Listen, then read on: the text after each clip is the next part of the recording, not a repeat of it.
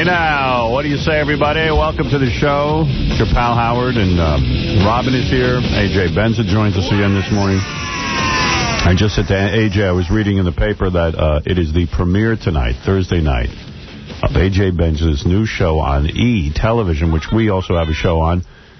And I said to AJ, E! can make... I was reading the paper. I guess E! put out a press release. I said, E! could... They put out a press release. It's the kiss of death. Really? Yeah, well, because AJ's got a show. AJ got a loft. He shot the show in a loft. It's kind of like the Playboy After Dark vibe. Right away, you read the press release. It's always normal. Oh, the E! loft, the E! It's going to be a fun party. I don't know. It always looks lame. It but looks too nice. Yeah, it looks too friggin' nice. Yeah. I promise it won't be. It won't. It'll be very, very... It'll be me. It's what I am on this show, but more. Right. And very interesting people. Al Sharpton, Dan Rather, mixed with beautiful... people look at me and they think, okay, he's going to have a bunch of Maxim girls on the show. And nothing wrong with that. And I will, believe me. Yeah. But no one expected Dan Rather and Al Sharpton and guys like George Hamilton. Dan Rather with the Maxim girls? Yeah. They sit on his lap. Hey, that's good that you got Dan Rather. Yeah, he's kind of a kooky interview. Very cool guy, though, because, what do you got on him that he came through for you? You know what? I go out with that guy. You do? I swear to God, he's hysterical and he's fun. He loves to go out. Loves to have a few pops. Really? Isn't he about 70? No, loves his wallet. I'm telling you, loves his wallet.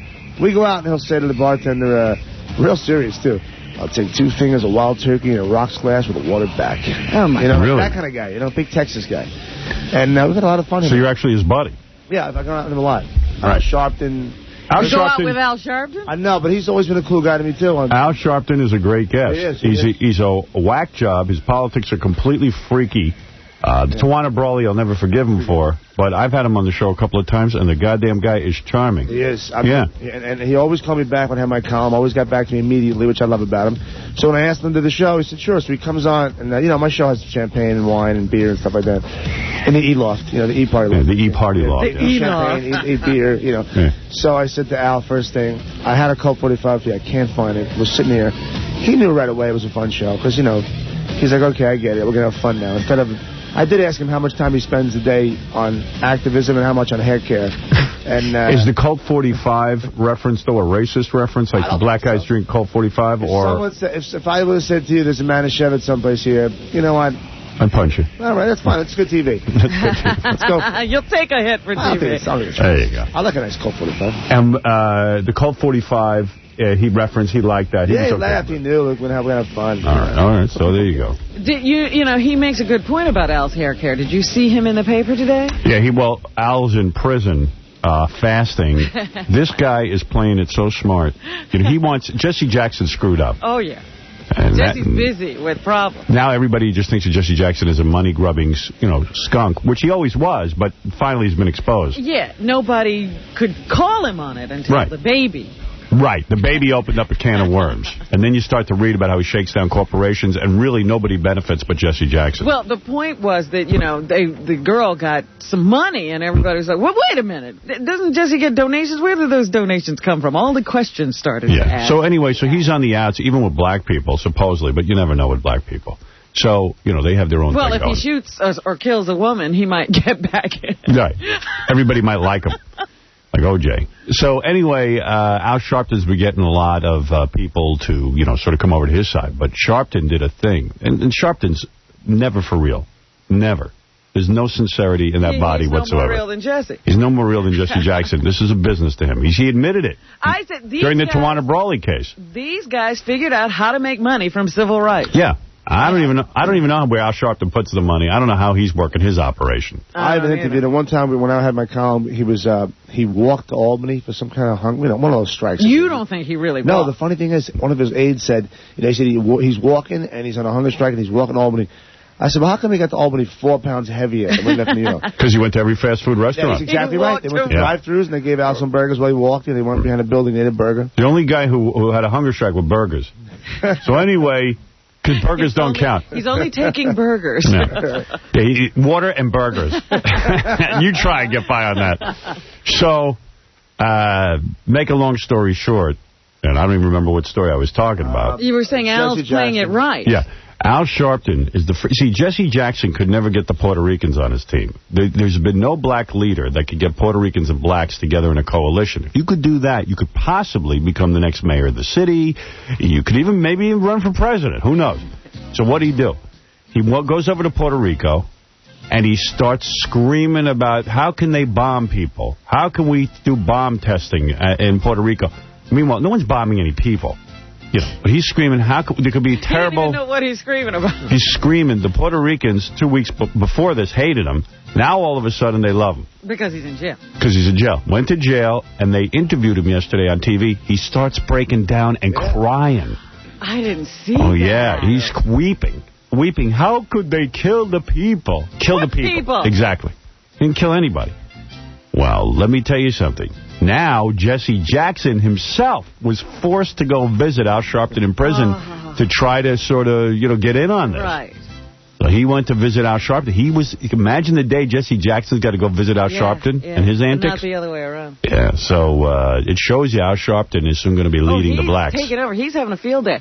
But his hair is a mess. Well, listen. Yeah, well, but that's his way of showing you how he's suffering through his hair. But my point, there are no hair care products. You can't get Afro in jail. Yeah, you can't get Afro Sheen in jail? Why not? I doubt it. You got to give up 80 packs of cigarettes. Yeah, Al needs a dryer. He needs hair rollers. He needs a whole bunch of stuff. He needs the chemical. Yeah. You got it up in there in the kitchen. And, could you imagine Jesse Jackson trying to pronounce that island, too? Yeah. That's a tough one. Vic was easy. Vasquez. What is that island? Vieques. I went to Vieques, and holy mackerel. All I know is that Al Sharpton has really moved the blacks and the Puerto Ricans closer together. He's capitalizing on this whole thing. And the going to prison and not fixing his hair is the only way you would know he was suffering, because he's certainly not going to drop any weight. And he's renewing the vows. Shaving. What? Renewing the marriage vows is big, too, because that's the whole, up yours, Jesse Jackson. I got a wife, and I'm renewing my vows in jail. Yeah. This was the week he was supposed to renew his vows with his wife, which was a smart move because Jesse Jackson can't, do that. And now he's going to do it in jail. Oh, that's great. Tell the kids I'm coming home. And, of course, Father's Day is a very confusing day for Jesse Jackson, so it all... Right. Al Sharpton's got it going on. He's going to grab all the Jesse money. He's the new black leader. Yeah. He's going to be able to shake down corporations soon. Well, he went overseas. He went to Africa. He's doing all those... Remember, he was freeing the slaves a week before the Puerto Rico thing. Exactly. There you go. All right, I got to take a break. We'll take this short one, hopefully, and we'll be back right after these words. We got a big show for you today. And right after these words.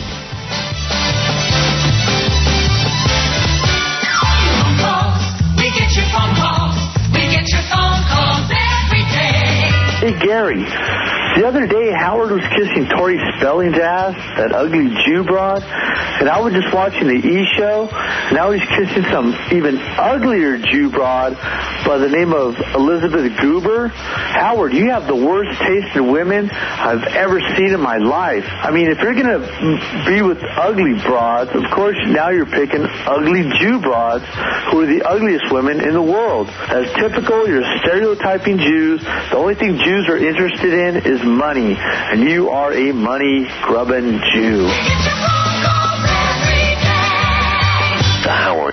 We offer introductions to some of the loveliest ladies of Russia and Eastern Europe. A man willing to help in your time of need. Every year, we help hundreds of men find love, romance, and committed relationships. So who cares? With ladies from Eastern Europe. About getting you laid. And we're confident that we can help you. Yeah, that accent won't be too annoying after you marry the broad. Doesn't matter how big a loser you are, we can help you. That won't kill you after 2 weeks. The most beautiful penis in the world, does it belong to you? Call 1-800-44-STERN. If you have more than most men, and if it's pretty too, call now. Then come down to the Howard Stern Show. The most beautiful penis in the world. Ooh. If you're big and pretty and could could make a horse cry from jealousy, you could win an extreme vacation to Mexico. The most beautiful penis in the world might belong to you. So what are you dialing with? It's our new contest.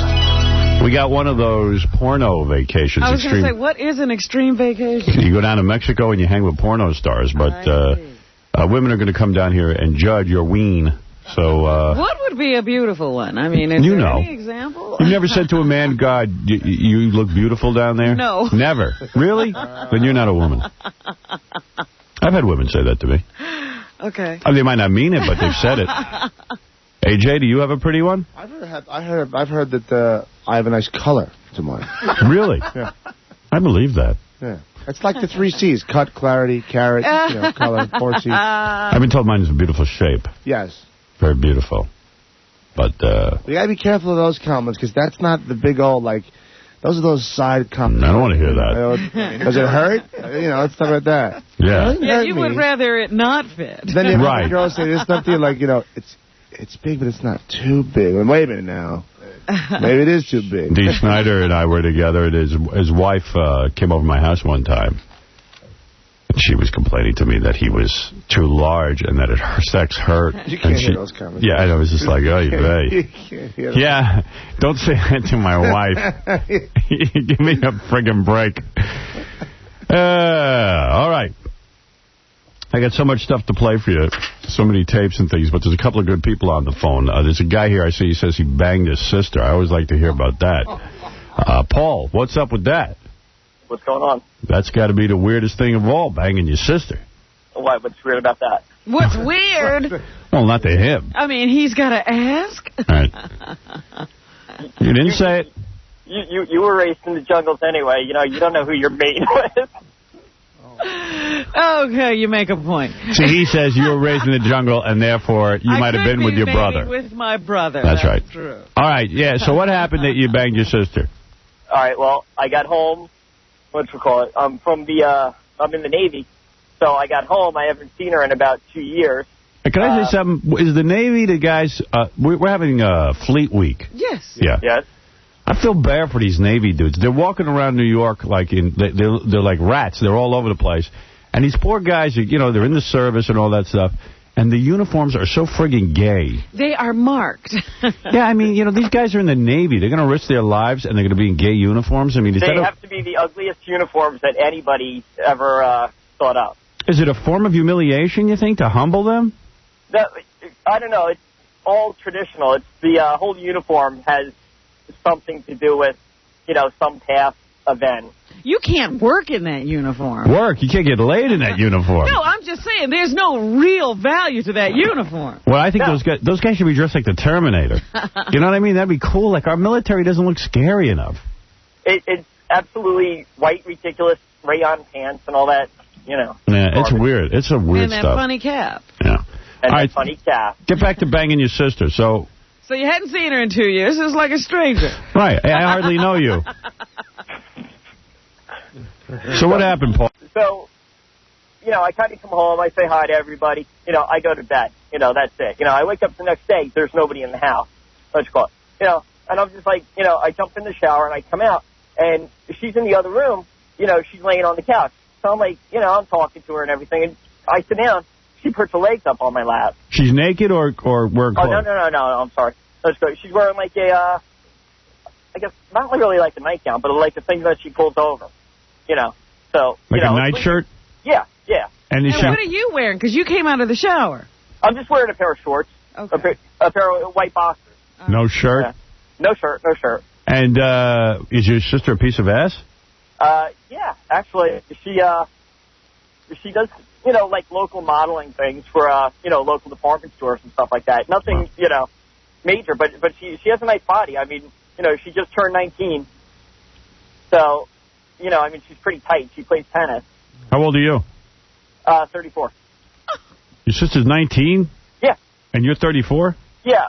Her birth probably wasn't as well thought out as mine. Okay, go ahead. So anyway, she's sitting on the couch and she puts her leg up on you. Yeah, so I started rubbing her leg, and which is normal. That's like something that I used to do, and, just like, like massaging her leg. Yeah, that's not weird. I mean, my sister used to ask me for massages and stuff. I used to rub my sister's back when she asked me to.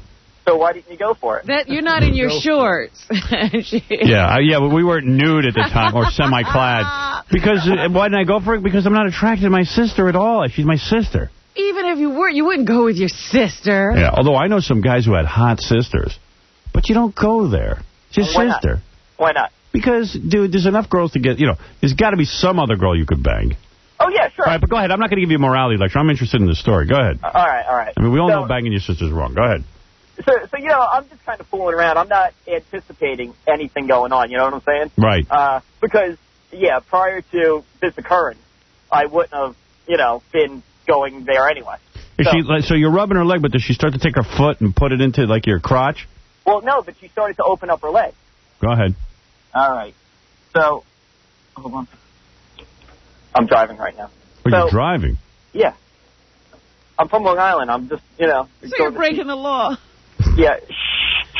Now, banging his sister wasn't bad enough. He's driving while holding a cell phone. In Nassau, which is against the law. Will they pull you over for that now? Yeah. No. They do. No. They'll give you a ticket. No, I'm white. I'm white. Yeah, they're not going to bust a white guy for that. All right. Go ahead. All right. So we're sitting there, and she starts opening up her legs. So I figure, let me just see what I can do. So I went all the way up into Happy Land. You started rubbing her thighs. Yeah. Well, I went further. I went further than the thighs. You went to her hey nano. There you go. And let me ask you something. Why weren't you kind of nervous to be going to the hey nano? I mean, what if she freaked? My hand was shaking. Do you kind of just do the brush over, like rub over, like so that if she said anything, it would have been like, oh, what are you talking about? Well, yeah, but I just, kind of laugh it off. Accident. Right. But meanwhile, you start doing the once over, and she's not laughing. No. Actually, she just, That, though. Well, okay. All right, then you took your... Let me think how I could say this. I had to bleep you. All right, so then you massaged a little more deeply, shall we say. Yeah, I gave her a digital massage. Okay, that's all right. That's all right. A digital massage. And she starts moaning and stuff? No, she just kind of, wiggles, and, I figured, all right, so... That's what Robin does when I do that to her. She wiggles. She's a wiggler, too.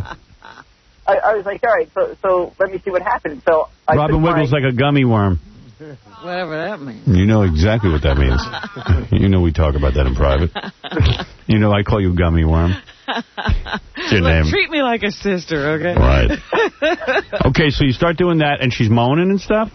Yeah, she just kind of, wiggled around. She definitely wasn't opposed to what was going on. Right. So then I banged her.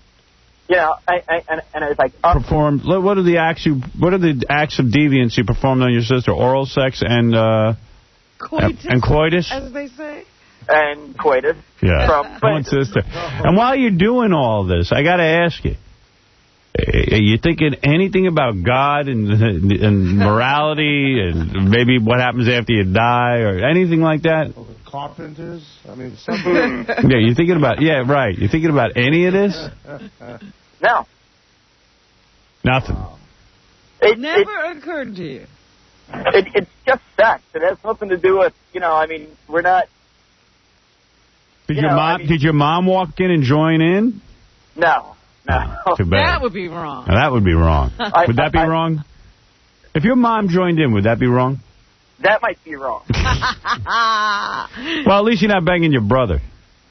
Well, there you go. But I am in the Navy. Hey, by the way, we have a brother-sister team coming in June. You really think they're going to... That also had sex? Yes, they do, as a matter of fact. In fact, we've been carrying on with them for a while because we have, disguises and all kinds of things. Oh, boy. Why don't you come in with your sister? Come in with your sister. So how many times did you do her? 3 times so far. I'm home for another week. Oh, you're home for another week? Yeah. Wow. Hey, put her on the phone. No, I'm not home. Oh, that's right. You're in your car. But could you bring her in? Well, I probably won't be around after I leave, I probably won't be around for at least another 8 months. Right. We're here next week. Yeah, we're in next week, bro. We're not going anywhere. Oh, I apologize for that. Hey, can I win something?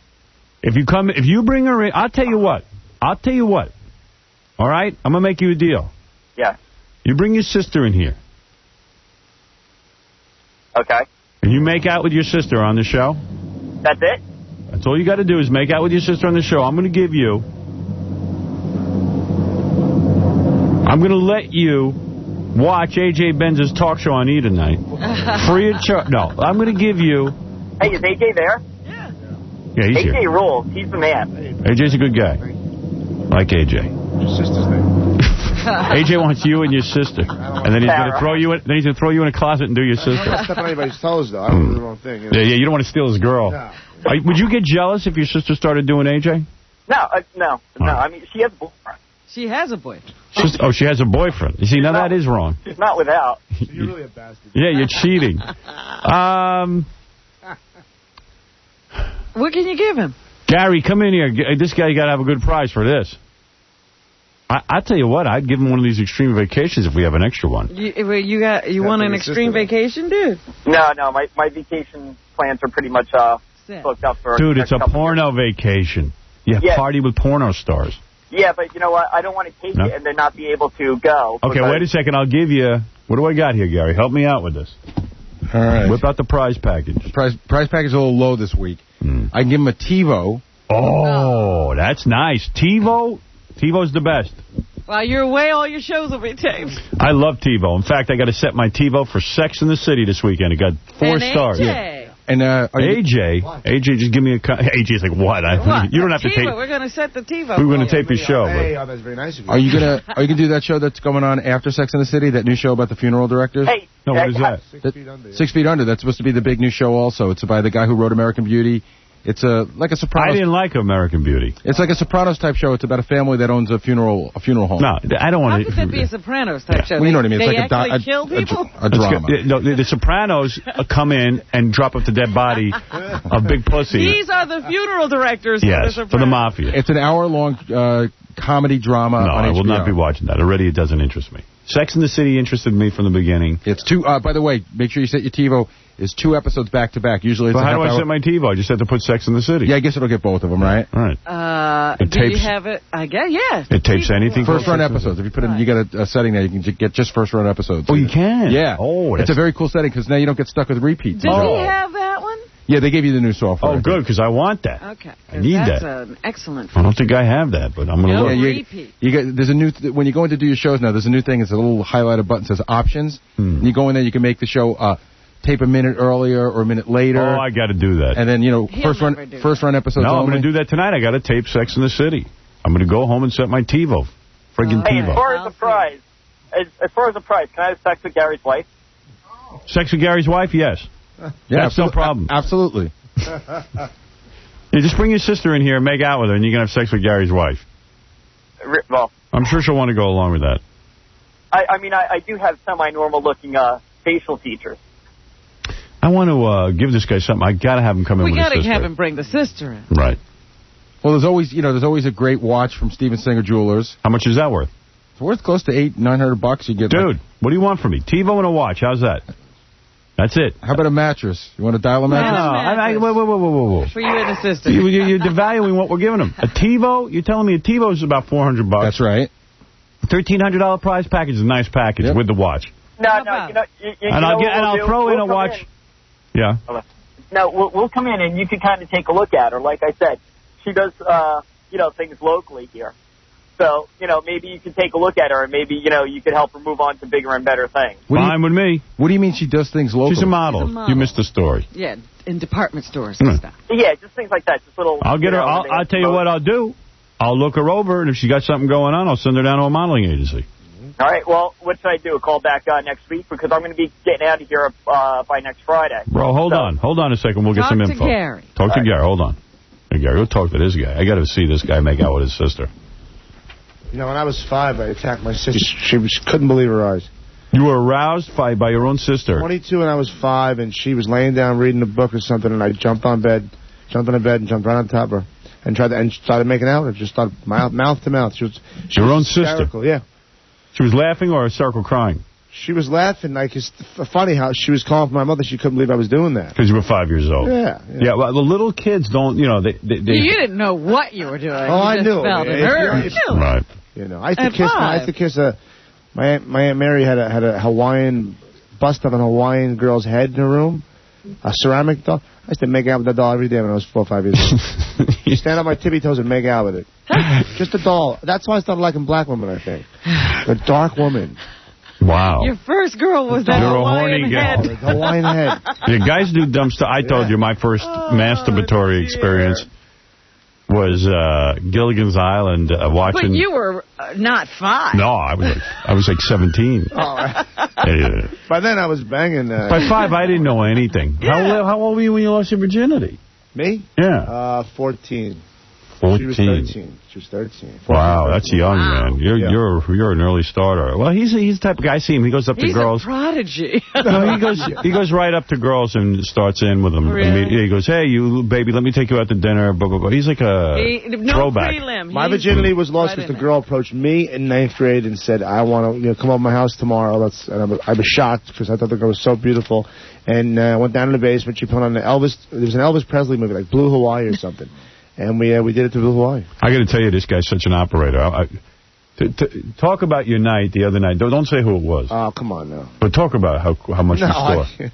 How much I what? You score. It was nice. It was good. You scored the other night, but what do you mean scored? What did I say? With a famous chick? No, don't even say. I won't say who it is. I won't say who it is. But this guy scores every night. What is a score? Did he have sex with this Sure he did. Sure he's shooting. Sure did. Guy tells me stories every morning. Really? Kind of stories you can't tell on the air. He met the girl that night? No. Oh, he was working on it for a while. He wasn't even working it. He knew her for a while and had sex with her. That's it. But he's got a couple of girls like that he just hasn't had time to have sex with. Yeah. Oh, yeah. Oh, see? The guy's an operator. He is. I'll admit it. I wish I could operate like that. I can't. Don't get me started with you. Hey, I don't know how to do that. I'm not built like you. You wouldn't even stay out long enough to find out, though. That's true. I was in bed last night, 8 o'clock. In fact, Tony was yelling at me because I washed my hair, and I fell asleep with wet hair. That's how wild I was last night. Well, you know, and now you got me so crazy with this 9:30 thing. Like, you guys go to bed at 9:30? I went to bed at 8 o'clock. Let me tell you something. When I see 9:30, I start getting nuts, too. I start getting stomach cramps. But I still stayed up for like 1:30 last night. I was going to say, you don't look like you got any more sleep today. I can get, 4 hours is enough. You went to bed 1:30 last night? Yeah. And where were you? I was at the park. At the park? Yeah. A party? Yeah, it was a little party upstairs. Some little pretty girls' party or something. You met girls at the party? Yeah, there was some girls up there. Oh, wow. This guy's out operating. So did he score last night? Did you score? I went home, 1:30. Did you score?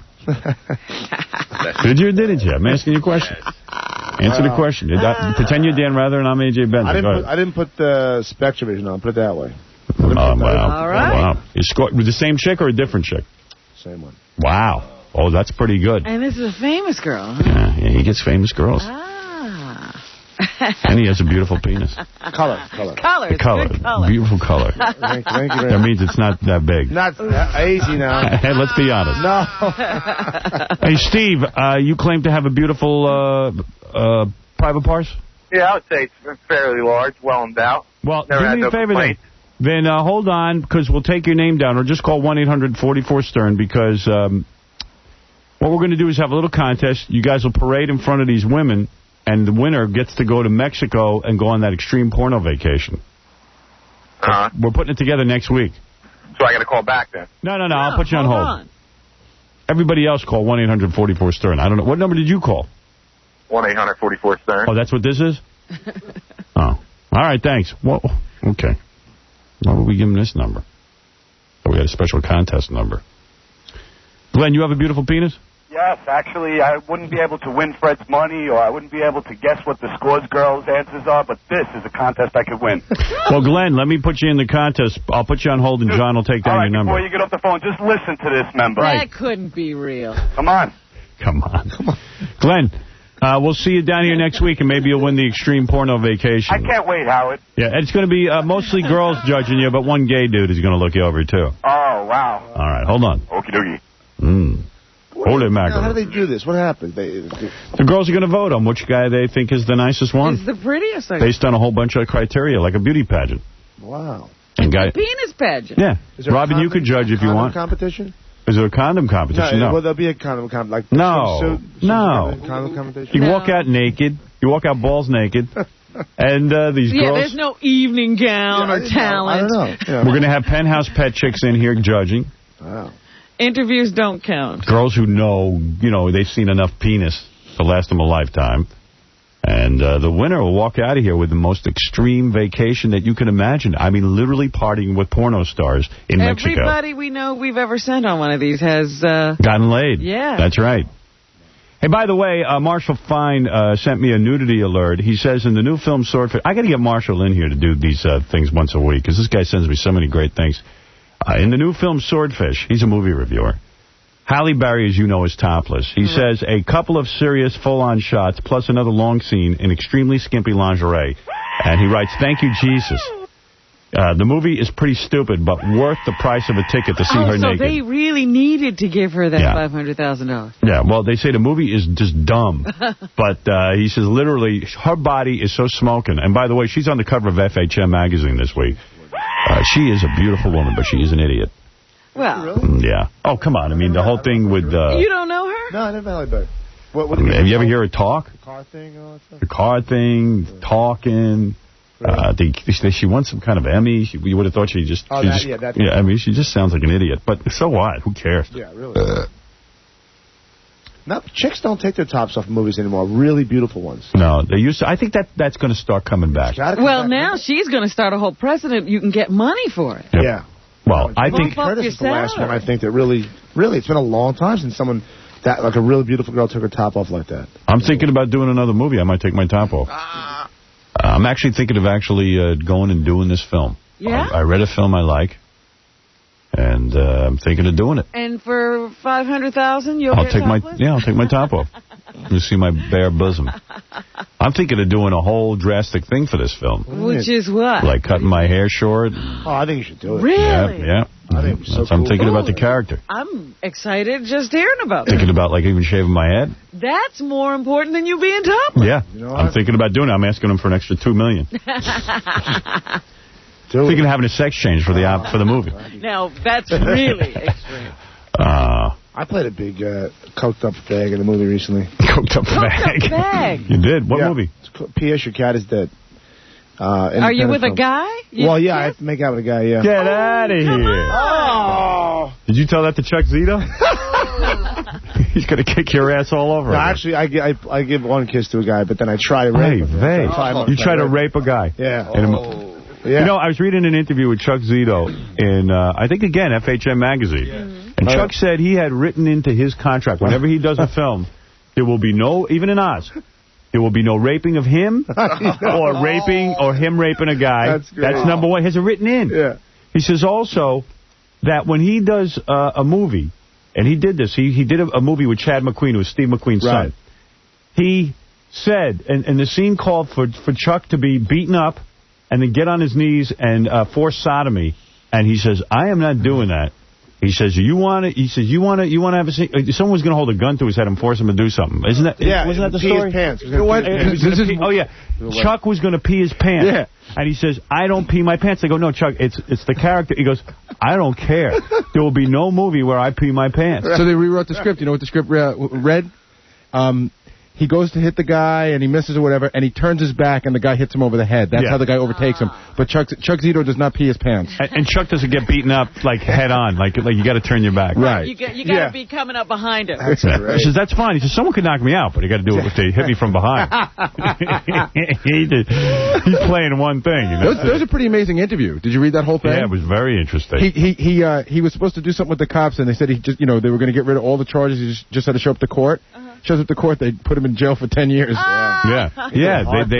He says they lied to him. Wow. Well, he wouldn't rat. Chuck wouldn't rat. Yeah, he would not rat. Nope. It was a very manly interview. I felt manly reading it. Yeah. I actually felt womanly reading it, because I would have ratted everyone out. Well, didn't you always imagine, like, what would you do if you ever went to prison? You know, how would you survive? And Chuck says, prison isn't that bad. They interview him about it. Him. Yeah, he goes, the first time a guy messes with you, you beat the crap out of him, and you stand up for what you believe in, and that's what a man's man does, blah, blah, blah, blah, blah. He acts like that's easy. Yeah, meanwhile, I'm reading that, and I go, you know what? If I had to go to prison, I'd just kill myself. No, you're going down. You know, somebody's bitch in like 5 minutes. Well, he said, if you don't stand up for yourself, that's when you get taken advantage of. So what happens? Okay. You're going down. So what happens if the biggest guy in the prison comes up to me and I stand up for myself? Then what happens? You get your ass kicked and he rapes you anyway. Exactly. Right. A buddy of mine was in jail. He's got a pack of cigarettes in his top pocket, and some big black guy comes up to him and says, "Got a cigarette?" The guy just says, "Nope, don't have any." I mean, just got, because if you give him one cigarette, then that's it. Then they you can take the whole thing. forever. Yeah. Right. And you know that means we're gonna have a big fight, and it wasn't. You got to prove to the rest of the jail cell. He didn't get my cigarette, and I kicked his ass, and then no one screws you ever again. It's let me sort of ask you like something. that Shawshank Redemption thing where, what's his name, just got beaten and beaten and beaten, but he would never, ever let them take advantage of But it. let me ask you something. Yeah. Your friend must have been a big guy if he beat up this big black guy. No, this guy wasn't that big, which really shocked me. But he knows how to handle himself. Yeah. See, I got to go at it. My father never taught me how to handle myself. I never learned that part of growing up to be a man. You better learn something besides having your He took me to father house do with my it. father with guns in his back pocket. He was insane like that. Yeah, well, that's your father.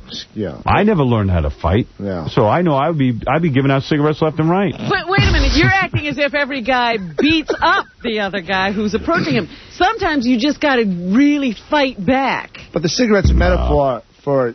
Right, it's money. It's about, listen, you're going to do whatever I tell you to do. Right. I would wear a costume. I would actually be a cigarette machine. Yeah, me. You know, just be a machine, just pull I on would me. just say, you know what? I'm going to buy like 900 packs of cigarettes a day and hand them out. That doesn't work. Don't kick my ass. No, that doesn't work because they'll just take the cigarettes and have your bottom too. Bottom. That's the thing. Hey, you've seen my bottom. Nobody wants it, right? You've seen it. I think I'm safe. You think they'll look and go, never mind? Yeah, my bottom's a mess. You got a nice ass? I don't have a nice ass. What? Whenever you leave in the girl, who cares what they say, you know? Right. The other thing I read was, remember those kids that got into that trouble in Howard Beach a couple of years ago? One of them was a small kid. Yeah. They said he was in Rikers Island, and he's a Maytag. They call you a Maytag. What's that? That is, if you're the smallest guy in the prison, you have to wash all the other guys' socks and underwear and stuff. Oh, you're a washing machine. Hey, Maytag, come here. Oh. See, some guys do well in prison. Like that homeless guy we interviewed. He was saying, hey, I'll go to prison. He goes, it's great for me. He goes, I'm homeless. I got a roof over my head in prison. But wait a minute. What about that Riley character, our space traveling friend? He said, you know, he did all right in prison. Because he's an old black guy. And he's also so weird that people might be afraid of him. He's probably like the mental wing. You know, if you're a little bit attractive, jail's got to be real scary. If you're an old, ugly black man, I think you'd be okay. I think I'm ugly enough to survive in jail. I don't think anybody's going to want to have sex with me. I want to meet the horny guy who wants to have sex with me. You got nice, soft skin. Yeah. You think? You think someone would want me? Maybe that's the place for me. But they did that documentary on HBO on Rikers Island. That's the infamous one where the guy talks about tossing salad and everything. Yeah. And he says they just sit there and wait when the new guys come in. They just sit and look at them, figure out, who they're going to do, who he's going to do. That is like a beauty contest. It is, yeah. That's their beauty pageant. And what's with these guys being all homos? It's not gay in jail. Do you think gay guys go to jail or normal guys go into jail, come out gay? I say some of these guys become gay in jail. What was that movie with Edward James Olmos Oh, where that he was awful. went to jail? American Me? Right, and he was like this tough street gang dude, but in jail there were no women, and he was there most of his life. Don't tell me. See, this is wrong. Jail is wrong. First of all, they shouldn't let that happen in jail. It's supposed to be guards. So he did a lot of guys. Oy vey. Because that was the only way to have sex. Mm-hmm. And then when he got out of jail, he wanted to be with a woman, but he couldn't. but he didn't know how to be. Wasn't the same. Oh, wow. Oh, man. Yeah, once you go there, I don't think you come back from that. Well, Chuck... Like, I'm reading the paper today. Anne Heche, Ellen DeGeneres' lover, is engaged to be married to a man. Right, she's out shopping for wedding gown. Yeah. Listen. And she goes, well, it was an experiment. Of course, we always knew that. Yeah, it was an experiment. If I was a guy, I would never marry a chick who was in a 3-year experimental relationship. Scientists like that. No, I would not. Every chick out there now, if you're dating, they've been with girls. Every one of them. Yeah, but can I say something, though? Can I say something about that?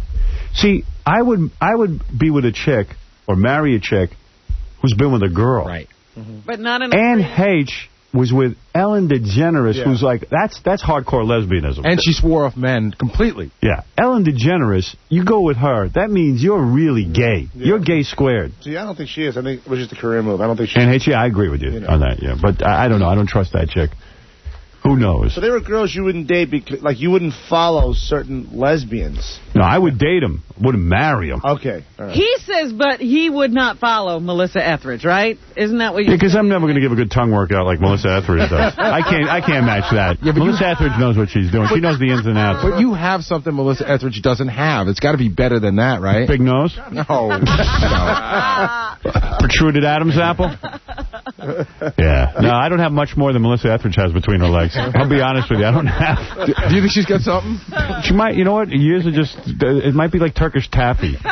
Who knows? Who knows what she has a strap-on. Sure she does. Yeah, I guess so. She's got that, too. She got a strap-on. See, I guess it's okay if you don't have one to use one of those. Yeah, if you're a guy, you can't use that. Yeah, no. What did you tell me somebody told you about her? She could turn a straight woman gay? Yep.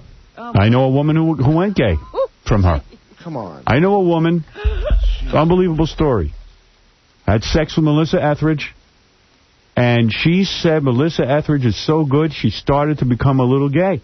Wow. And she said she was in a relationship with her for quite some time and got gay. And then snapped out of it and said, oh, my God, I'm turning gay. And she got away from Melissa Etheridge. Now, head for Z Hills. I swear to God, it's a true story. Is there any guy that can almost make you queer, you think? Beside you? I can't believe you're kissing a guy in a movie. Yeah, how was that? Why would you agree to that? Yeah, you know, acting is cool. I like doing stuff like that. It's very non-AJ-like, though. A little Puerto Rican kid, you know. Puerto Rican kid? Tied him up. And, cute? Yeah, we like nine takes. Smooth? Let me ask you something. Were you attracted to the guy? No, not at all. Not one bit. Did you find him handsome? No, he's a cute kid, but I can't say.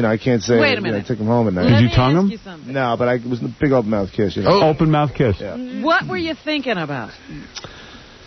Well, ho. Never mind that. Listen. No. I want to know if he was thinking. Did he have to think about a woman to do that? You know, I thought about the gin I just drank, to be honest with you. What did you get drunk before you did it? Not drunk, but I definitely loosened up. You want to act so bad that you would kiss a Puerto Rican guy in the mouth? I like it. I like making films. I think it's cool. And a part like that is different because it just makes people think, Jesus, you know. I pierced my eyes. I shaved my body. I went all. You pierced your eyes? Yeah. And shaved your body. Pierced my eyebrows and stuff like that. But really? A little nutcase, you know. AJ, what was the set like? Like, how many people? Was it a big set? No, about 12, 15 people. Did you guys rehearse kissing each other? No. But it was one of those things where let's see if it's going to happen. And after a few takes, I said, screw it. Let's just do it. When's this movie? Let's see if it's going to happen. Well, you know, there was nothing in the script that said they kiss, but I just said. You mean you wrote that in yourself? No, you know, I said if I got this little Puerto Rican kid tied up in a kitchen, and I'm kind of, he's tied up. The movie is he's tied up over the sink naked in the kitchen. Oh yeah. What kind of movie is this? X-rated? It was a big play in the 70s. Wait, you didn't just kiss a guy. You kissed a naked guy tied up over a sink? Yeah. I mean, this movie has come out already. No, it's going to come out in it'll be in. They can't release this film. Next year, it'll be out independently. Yeah. Cool. Really? Yeah, You're not going to take your mother to see that, are you? She's dead, but this would kill her. No wonder. She killed herself. She killed herself shortly after the film. Hey, Jay, I hear about your movie. I'm going to go kill myself. But you know, the kicker Joey is Tribbiani's after I kissed this little Puerto Rican kid, then I tie up Steve Gutenberg and try to rape him. Gutenberg. Steve Gutenberg. Yeah. Hey, I like that. That's fun. That's funny. You know? That I could see. Do you sit around and say to yourself, man, if nobody goes to see this movie, I kissed the guy for nothing? I don't care at all. Who cares? You don't care. Nah, Do they pay you a lot of money for that? No, it's an independent film. You know? But wait a minute. Did you kiss the guy all 9 times? No. Sometimes I fed him ice cream out of the same spoon I was eating. It just depended on what I felt like doing. You know, I made some choices. One choice was I'm going to kiss him on the mouth. Do you know which take they used? Do you don't know if they used? I hope it's the kiss take. Hey, Gay J. I mean, AJ. I'm sorry. Forgive me. Come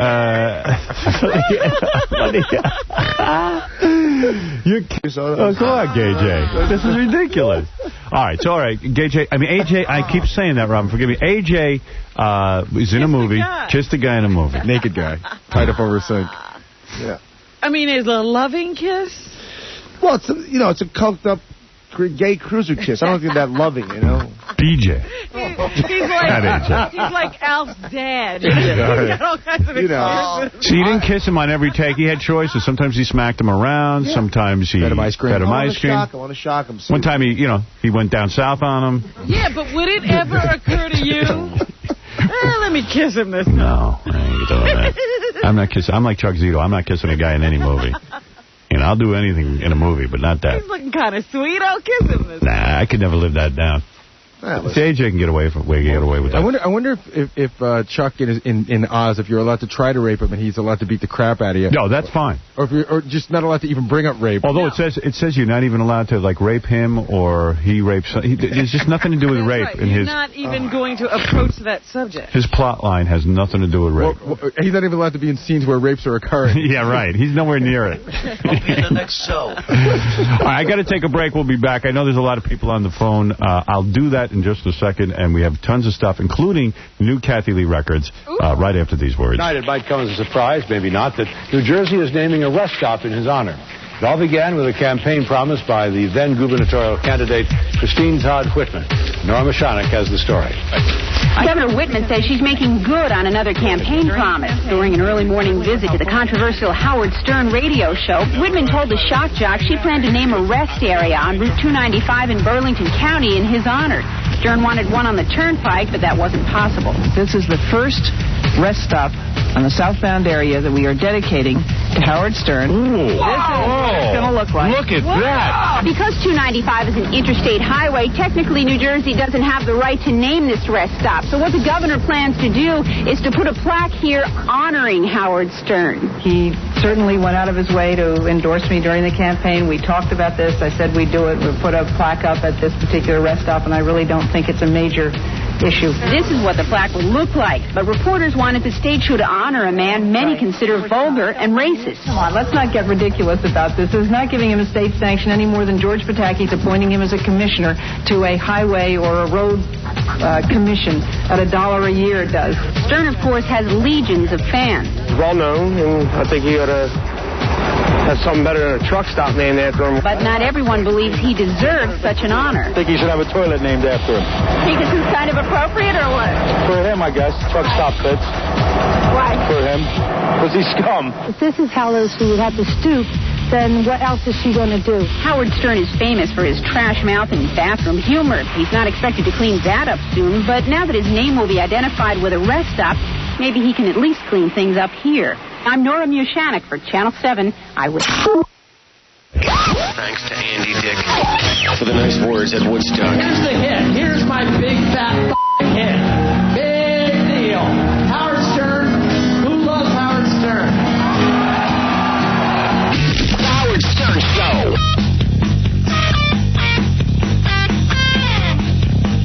All right. By the way, in case you didn't hear about our new contest, and maybe you want to enter, here's the promo for it. The most beautiful penis in the world, does it belong to you? Call 1-800-44-STERN. If you have more than most men, and if it's pretty too, call now. Then come down to the Howard Stern Show. The most beautiful penis in the world. Ooh.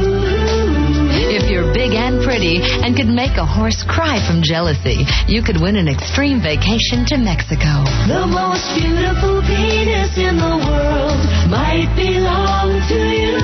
So what are you dialing with?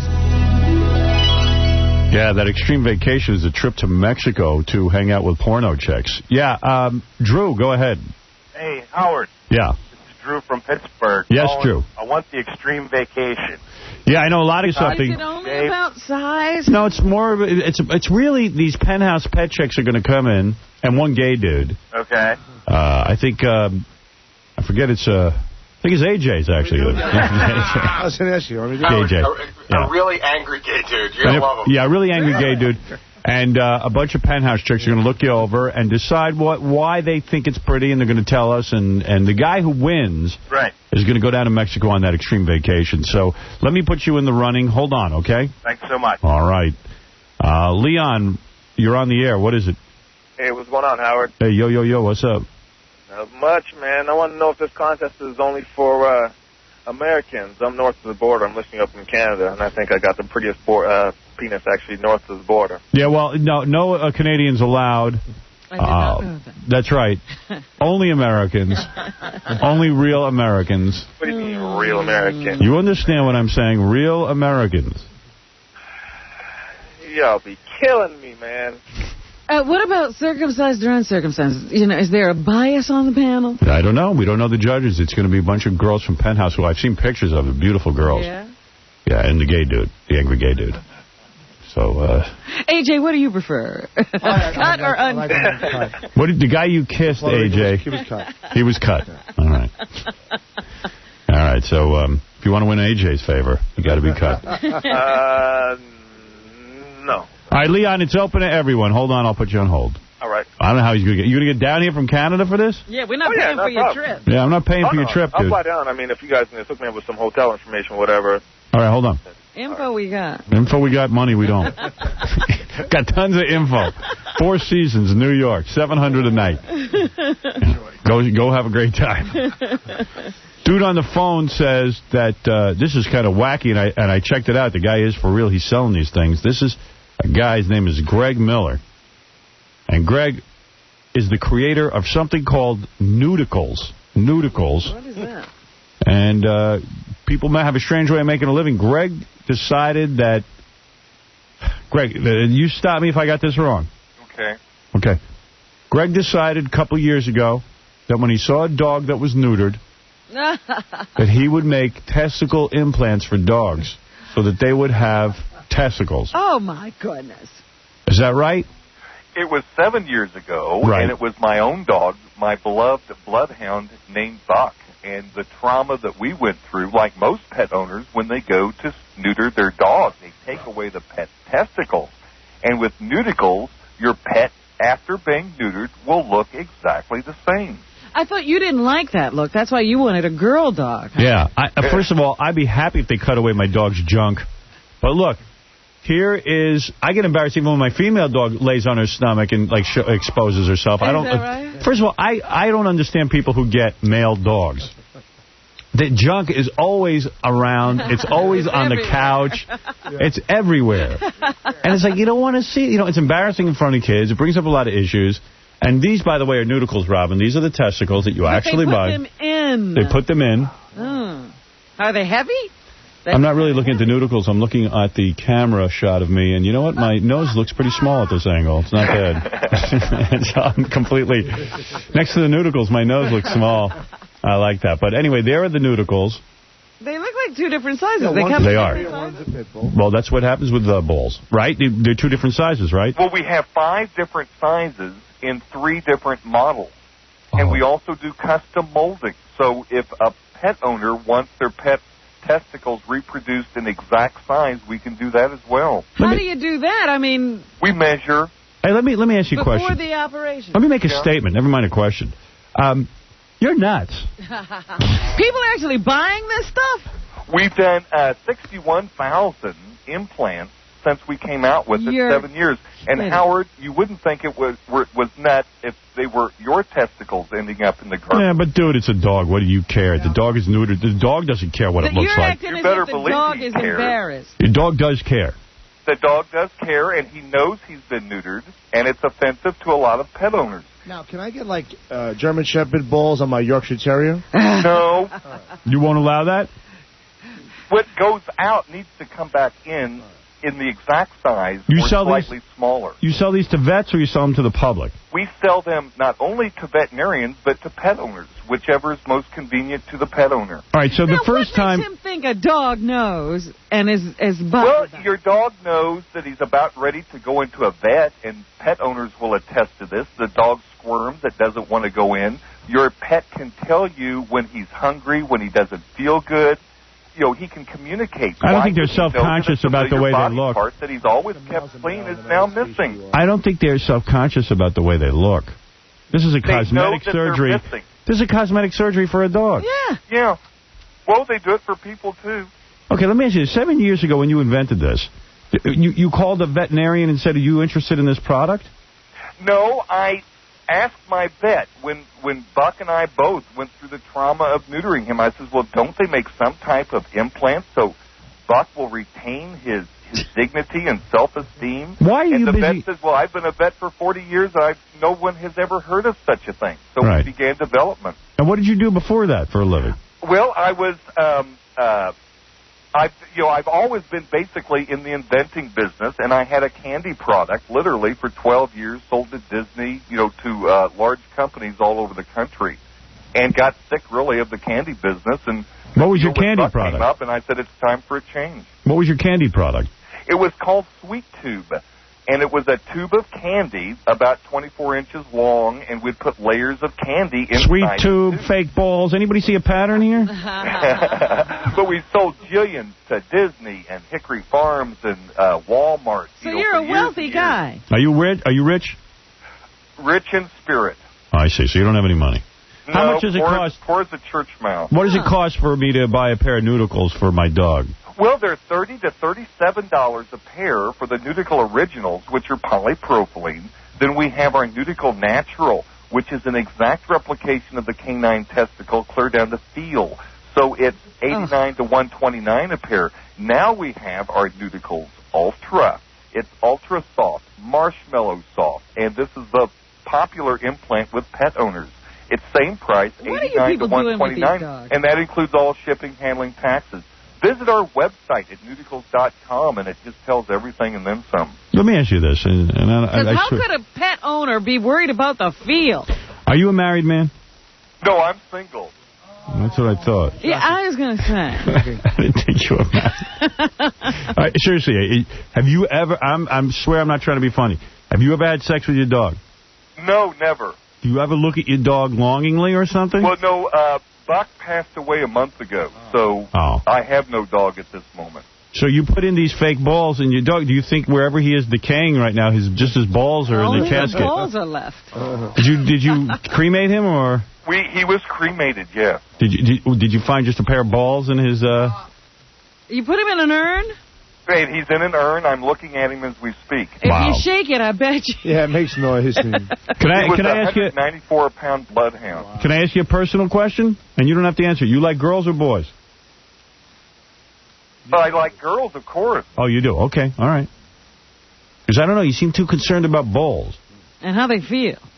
Sometimes you can be straight, but queer with dogs, though. A lot of pet owners are hesitant to neuter because of the emasculation process. And really? Nudicles are encouraging pet owners to neuter that wouldn't neuter before. And we feel that in our small way, we're helping to reduce. I think Robin just hit it on the head, now that I think about it. I think as guys, we're identifying with the dog here and saying it's going to bother them not to have balls. We have just as many women purchasing Nudicles as we do guys. Lou, what's up? You got a question here for Greg Miller, the inventor of Nudicles at nudicles.com. Go ahead. Hey, Howard, this is Big Lou from Philly. Yeah, Big Lou. Hey, how you doing? I got in an accident in a garbage truck. I lost a ball. Yeah. I was wondering if I could get like an extra ball. Yeah, sure you can. You can get human balls. They sell them. You didn't get an implant already? There are male testicle implants. I was wondering, they're really expensive for human. I was figuring, saving a couple bucks, getting like a Dalmatian ball or something. Yeah, Dalmatian would almost be human size. Greg, maybe you know this. Which nudicle most represents or most replicates a human testicle? Well, just like people, or just like pets, they vary in size.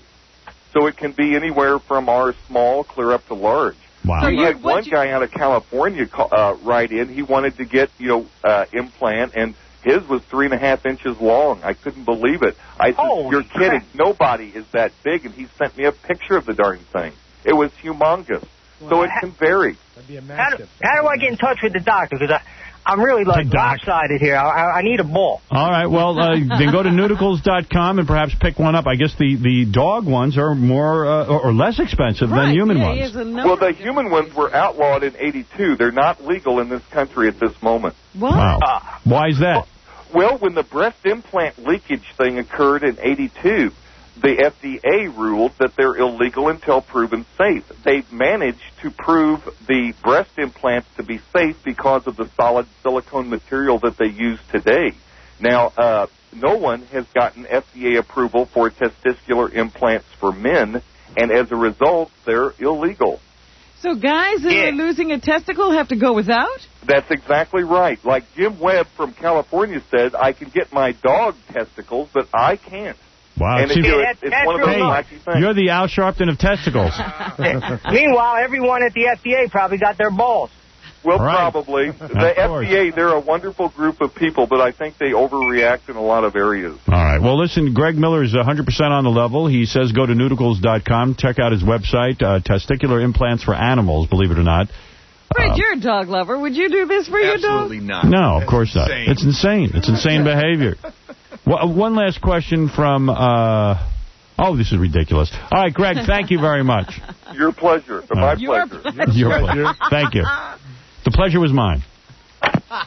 There he is, Greg Miller, who's 100% into this thing. Yeah.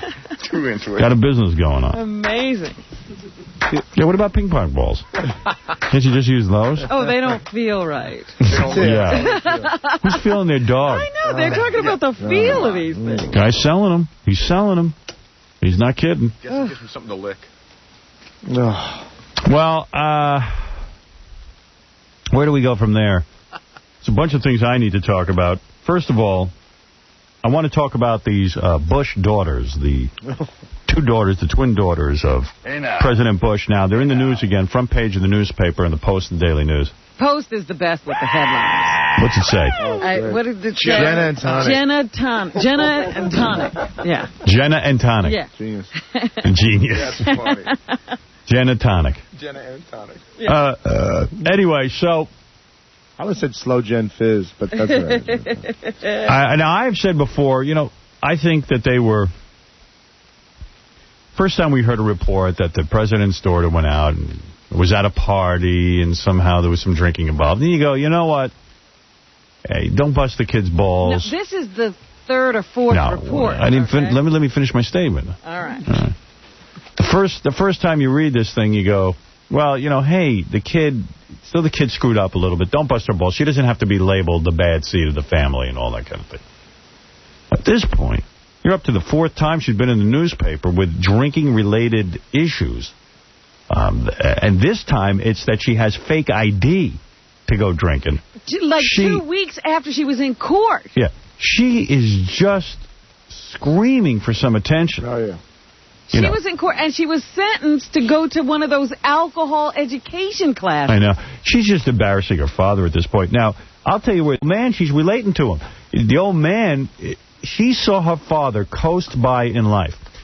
George Bush Jr., whatever his name is, George W. Bush Jr., he has coasted by in life. He was a bad student. He was a mediocre businessman at best. He had his own problems with alcohol. Father always bailed him out. In essence, she's repeating history. In fact, he's proud of it. He just gave a speech at Harvard where he, said, don't feel bad for being a C student. Yeah. So I think in a way she's relating to him, and I think he's got to sit down and give her the lecture, but how does he do it? He did the same stuff. Don't do what I did. One psychologist is saying, bring in Grandma, Barbara Bush. Have her yell at him. She yelled at him. It didn't do him any good. I guess not. Alcohol led him to the White House. How can you argue with that? Right. She's on a path to become president. Yeah, so she's turning into the Billy Carter of the administration, and it's kind of funny. I mean... But she's not the only. The other sister is just as... It's wilder, the other one. No. This is the wildest one. But the other sister is no goody two-shoes. Why? What did she do wrong? She has already been doing little antics like running away from the Secret Service. Oh. And she was with her sister. She was trying to get drinks for the both of them. And I understand that she tips the scale. She goes down to the spring break and they got stories on her. Too, she just hasn't been arrested. Well, the fake ID story, like, who's not going to ID them? Secondly, we're Secret Service in this. I'm getting the feeling that the Secret Service is like the Star Trek Enterprise. They got a prime directive. Right. You can observe, but you can't change history. They're there to protect, not to interfere. Yeah, so while the Bush chicks... And by the way, I'd like to meet these two, because I got a feeling we could party down. I would have some fun with them. I would love to bang George Bush's daughters. These are the first daughters you want to bang since Patty Davis. Yeah? Right, yeah. They're fun. Yeah. They're fun chicks. And I got news for you. I didn't want to bang Patty Davis. I did. You didn't? I did. You banged her? Yeah. You banged Patty Davis? Yeah, it's in my book. I had a little thing with it. You did? Yeah. I thought he just said he wanted to. You did? Yeah. Wow. Did you bang her because she was Ronald Reagan's daughter, or did you bang her because you liked her? Tell the truth. I told you the truth last time, months ago. I said that she is a fun fascinating, sexy woman. But the fact that she was a president's daughter definitely added something to it. But I would have had fun with her if she was a hostess. I think, you know, it was fun coming home at night. My buddies were like, I can't believe you with Reagan's daughter. It's too insane. Was this while he was... No. She never had a name. She was always Reagan's daughter. Yeah. Nobody knew her name. She's actually I've told you this. She's a fun, great girl. Good in the sack? Yeah. Really? Knows her business? Yeah. Did you teach her anything? No. Knows how to take care of a man's junk? She's a fun girl. Knows her way around a pair of nudicles? More fun than kissing a Puerto Rican boy, I'll tell you that. That was okay. No kidding. Did you explore everywhere? Yeah. Well, I know where you're going with that. You're not into that. No, you didn't? I didn't explore everywhere. No. Oh, okay. No. How long were you banging her for? A couple months. Couple of months? Yeah. Wow. Yeah. Only because I know you. She's not up to your caliber. No, it's because of the president's daughter. No, it was more than that. She was a fun girl. Was it fun taking her out, or you kept her? Was she a stay-at-home girl? No, we went out quite a few times, but... and people would say, hey, look at you, AJ, with the president's daughter. Did you have Secret Service? No, actually, no. Did you ever get to go to see Ronald Reagan? No. Sitting there staring at a wall? No? You didn't get to do that? Dude, that'd be fun. You should have said to her, let me see the president. Yeah, I want to go see him sleep. Was she in love with you think? No. No. Just a fun little thing. Yeah, just having some fun. Just having a good time, that's all. Yeah, You know how I know she was good, though, just from listening to this? Because AJ dated her for a couple of months. In AJ's life, that's like 10 years. Right. Must have been something there. Did you cheat on her during it? It wasn't exclusive. It wasn't? No. He was screwing around. We're both single people. Having fun. That's okay, all right. That's all I want to know. Did she call you after you wrote the book? I mean, some chicks don't do that. I called her before the book, and I said, I'm writing this, and she never got back to me. I told you this before. She's one of the few girls in my life that didn't keep in touch with me after the fling. Really? Yeah. I don't know. Mad at you think? Yeah, mad at the way it ended, and then I guess I told friends of hers I'm writing this, and here's what I'm saying, and she never got back to me. So I said, okay, well, I gave you an opportunity. How did it end? I think I don't know. I was seeing someone else, too, and she got wind of that, and first she thought it was okay, then she didn't think it was okay, and I said, well, wait a minute, we're not in this thing exclusively, we're doing our things, and, you know. And she got jealous. No, she was jealous as much as she probably just figured, you know. I'm the president's daughter, you don't two-time me. She probably figured it's not going anywhere. Yeah, it's just you know, probably. But why be angry? Not only she's angry, I think Patty met a guy that taught her to, she's into like those people who tell you to release all those negative things in your life. And you were one of them? I think I was one of those negative things. I think she probably got a guru or something. Yeah, one of those guys. Yeah, Guru Sanji. You went out with the garbage. She was on those, yeah. All right. Oh, dear. Beautiful. Nobody got hurt, though. You know, that sounds like, like we always lose people on the show because they take the cure and they stop drinking. We go out with the drinking. So you went out with the bad vibes. All right. Yeah. So anyway, that's the Bush kids rap. I don't know what's going on there, but that kid's going to be branded a bad seed for the rest of her life now. She's been in the paper one too many times. She's Billy Cartering it. And he's got to sit her down somehow and say, listen, baby, you are embarrassing the hell out of me. I'm the president. My dad was the president, and I was doing some weird stuff, but it didn't end up in the newspaper. Well, let me say this about how out of control they are. Yeah. You would never do this if you had Secret Service following you around. Yeah. They don't even care about that. Yeah. And these Secret Service guys, I'm telling you, they can't do anything. She made the Secret Service guy go to jail to pick her boyfriend up when he was too drunk from a party. So... so the Secret Service having a ball with these girls, too. You know they are. Yeah, they're having fun. Yeah, because they get to watch. Usually it's so boring. Chelsea was boring. This is like a new kids in town. Yeah, Chelsea never embarrassed the president. He did that all on his own. Yeah, he didn't need any help. He was an amazing guy. That was a guy who loved being president but didn't actually He didn't really care if he went down in history as a great president. That's the difference. Yeah. He wanted to be the president more than anyone. He was brilliant at it. Brilliant politician, could talk his way out of anything. He could look the American people straight in the face and say, I did not have sex with that woman. When we all knew he had sex. I mean, we all knew he had sex, and he still would not admit it. He's that kind of guy. Wow. Like she was telling a story how you guys were home and the Sugar Ray song came on and she turned it off. I didn't hear that. Yeah, I heard that one. Sing this for me, Scott. Let's sing it together. Every morning when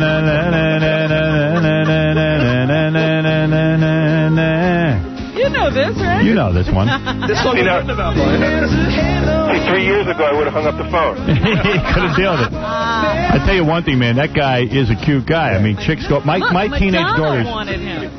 Yeah. Also, and he's also nice. He's nice to everyone, so chicks love him even more. Every Maya. I mean, every Maya. Meanwhile, and Maya's claiming that, Mark has an M on his chest. I know. She's going around claiming that the M is Maya. Now, that story has nothing to do with you guys meeting. When did she tell you that? You know about that, right? I know about that, but when did she tell you that? About 20 times. Oh, my God. So you don't even know how much he talks about this, huh, Scott? Right. So Benji, write this down, because Mark is in next week. We're going to ask him what that M means. Yeah. Do you think it's Maya? She claimed that it had to do with her, so I don't know. Maybe it's Mark. Maybe it means Mark. That's what I would think. Why would you put your own initial on Maybe he's got MC on his back, too, which is, McGrath.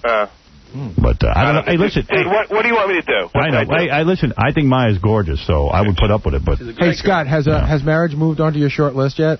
Yes. You're going to do it, I know. Onto the short list. What's that? It has? Yeah. Listen, if discussing rings... They're already talking about kids. Yeah. Oh, yeah, I told you that. The kid discussion is up. So I've already had the exact ring that she wants, Howard. Really? Yeah, she was telling me the exact ring and where to buy it. So I got that wrap before I was married. Really? I knew my wife wanted an oval stone in a platinum setting. I knew exactly. You know what? She wants a marquee. I say once a girl tells you that, head for the hills. Head for the hills. Heinziger, don't get married again. I know. You're very anti-marriage. I am. We were talking about that yesterday. Scott and I had lunch. We were saying that not only are you anti-marriage, because Scott has some buzzwords that he loves, you are proactively anti-marriage. I am. He is. Because I don't believe it lasts. Yes, but he's just fresh out. That's true, Robin, but Robin, he's not that fresh. Scott was that proactive. Robin, allow me. He was never that proactive. Oh, yes, he always said, I'm just not married to the right girl. Right. No. Howard's a walk-in public service announcement for not getting married. Absolutely, you should not be married. Because you will eventually be miserable together. So what? So you have 4 or 5 good years. But Robin, here's the difference. But why be married? At Scott's worst... Because people have kids. At Scott's worst, Scott might have said, I don't think marriage is a good idea.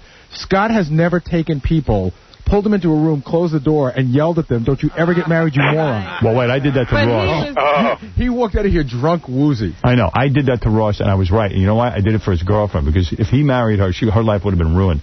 And I'll tell you something about Einstein. Are they still broken up or are they back together? Yes, they are. Right. I heard it all weekend. I feel good. It's not bothering me. Can I tell the Miss Hawaii story on the... maybe it's a great story. That's the best. I can tell that, right? Yeah.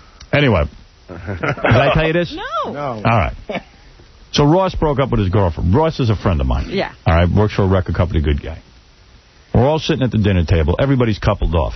Scott and Maya, me and the girlfriend, me and Beth. I should use her name on the air. I don't know if she wants her name on the air or not. I'm confused. Dominic and his girlfriend. Everybody. Don't use her name. She doesn't want it. Right. I don't know. No girl would want to be telling you. We're sure about that. No confusion there. Everybody's like. And another couple. One more couple. One more couple, yeah. So everybody's coupled off. And Ross. And then Ross is alone. And I'd spent 2 nights previous with Ross. Okay. And Ross was not getting anywhere. Really? He was not getting laid. You know, he was out there troweling around. He wasn't getting laid. And he was not having success. He was not having success. It's hard trolling around alone in a club. You know, you got to be, otherwise you just look like a dirty old man. He begged me. He says, please come to the club with me. Oh, my goodness. Yeah, but I said, I can't. I'm tired. He can't even find anybody to hang out in the club with. Yeah, I'm not comfortable in these clubs. I decided that. I tried it. It ain't me. So anyway, I'm too regular. I can't do it. So anyway, you got to be a total retard in these clubs. And that Ross fits the bill. Yeah, he loves to get retarded. He was made for the club. He goes, let's get crazy. Is that the guy I met? Yeah, Ross. You would actually, that's Ross. You would love Ross. AJ, you and him would be great. I found him right away. You're kindred spirits. Yeah. You would love him. Howard, I don't want to go off the story too much, but I can just tell you, one night I was out in the Hamptons in a club. This is 10 years ago. Up in an upper area. I look on the dance floor. Ross has his hand in some girl's pants. Right, exactly. So Ross is a player. All right. Ross knows how to operate. So anyway, how are you? Yeah, how are you? He was checking.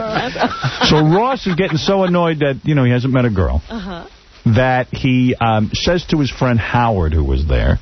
He says, Howard, don't you and your girlfriend know anybody for me? He goes, I do know someone for you, but she lives in Manhattan. He goes, I'll get a limo and drive her out here. Whoa. I'll have her driven out here. He's desperate. He's desperate. Wow. This guy doesn't make a lot of money either. I mean, he's getting limos to get girls out from the city. He does okay. Right. Yeah? Oh, yeah. All right.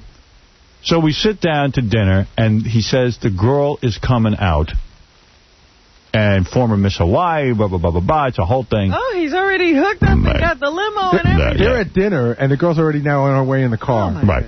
And he tells me the girl's coming to dinner. I'm excited because, hey, I want to see the girl. I want to see a romance. It's one of those reality shows, except at your own table. It was great. That's right. You're going blind date at your table. So I say to the table, I announce to everyone, once I hear this girl is coming, I say, I am going to make a toast to Ross. Please don't laugh. And right, Einziger? Yep. Okay. When the girl comes, you're going to make this I'm going to make a toast to Ross, my good buddy Ross. All right. But we don't know at this point. We don't know at this point if Ross is going to accept her because he doesn't know what she looks like. Right. He had a whole plan on how to, shoo her away from the table if she wasn't adequate. Right. What? Yeah. See, I wasn't even privy to that. Yeah. How do you shoo away a girl? I think he was going to, wedge her out. We were in a corner table, and he was just going to look for her and, wedge her away from the table and walk right back out of the car. He was going to push her into another table. So wait a second. Yeah, I didn't know about that. So anyway, girl sits down, we're all drinking. And what does she look like? Cute girl. Cute girl. Yeah. Nice looking girl. Right? Yeah, she's a very nice looking girl. And a nice girl, by the way. I really liked her. Yeah, she was great. So I get up and I go, ladies and gentlemen, I want to toast my good friend Ross. I said, of course, it's Maya's birthday, but We got our toast, Ross. I got to toast Ross. Ross, when you were 25 years old, you turned to me and you said you were going to make your first $1 million. I got to tell you something, buddy. You outdid us all. When you, at 25 years old, you made your first $10 million. All right, that was the toast. So wait. So then we're sitting and drinking, and then Mr. Wise like, woo! Hey, great toast. And we're sitting there, and I say, I'm trying to think of my next toast. I go, I want to, what was it? I think you revolutionized the record. Oh, yeah. I get up and I say, Ross, I just want to toast you again. Because you single-handedly revolutionized the record industry. It's like Ross is the man. You got to pay homage. Yeah, right. So everyone... Ross right. Then my girlfriend gets up. She says, I want to make a toast. She says, Ross, when we met that night and you rejected me, I was crushed. But at least you introduced me to Howard. Thank you. She makes her toast. Everyone's going around the table toasting. Dominic, of course, he can't... He doesn't get it right. What? He just goes, for my toast, I want to know, are those real or fake? Talking about Miss Hawaii. I mean, it's just like, he's so crass. Anyway, make a long story short, I mean, I don't know what happened to them, but I think they hit it off.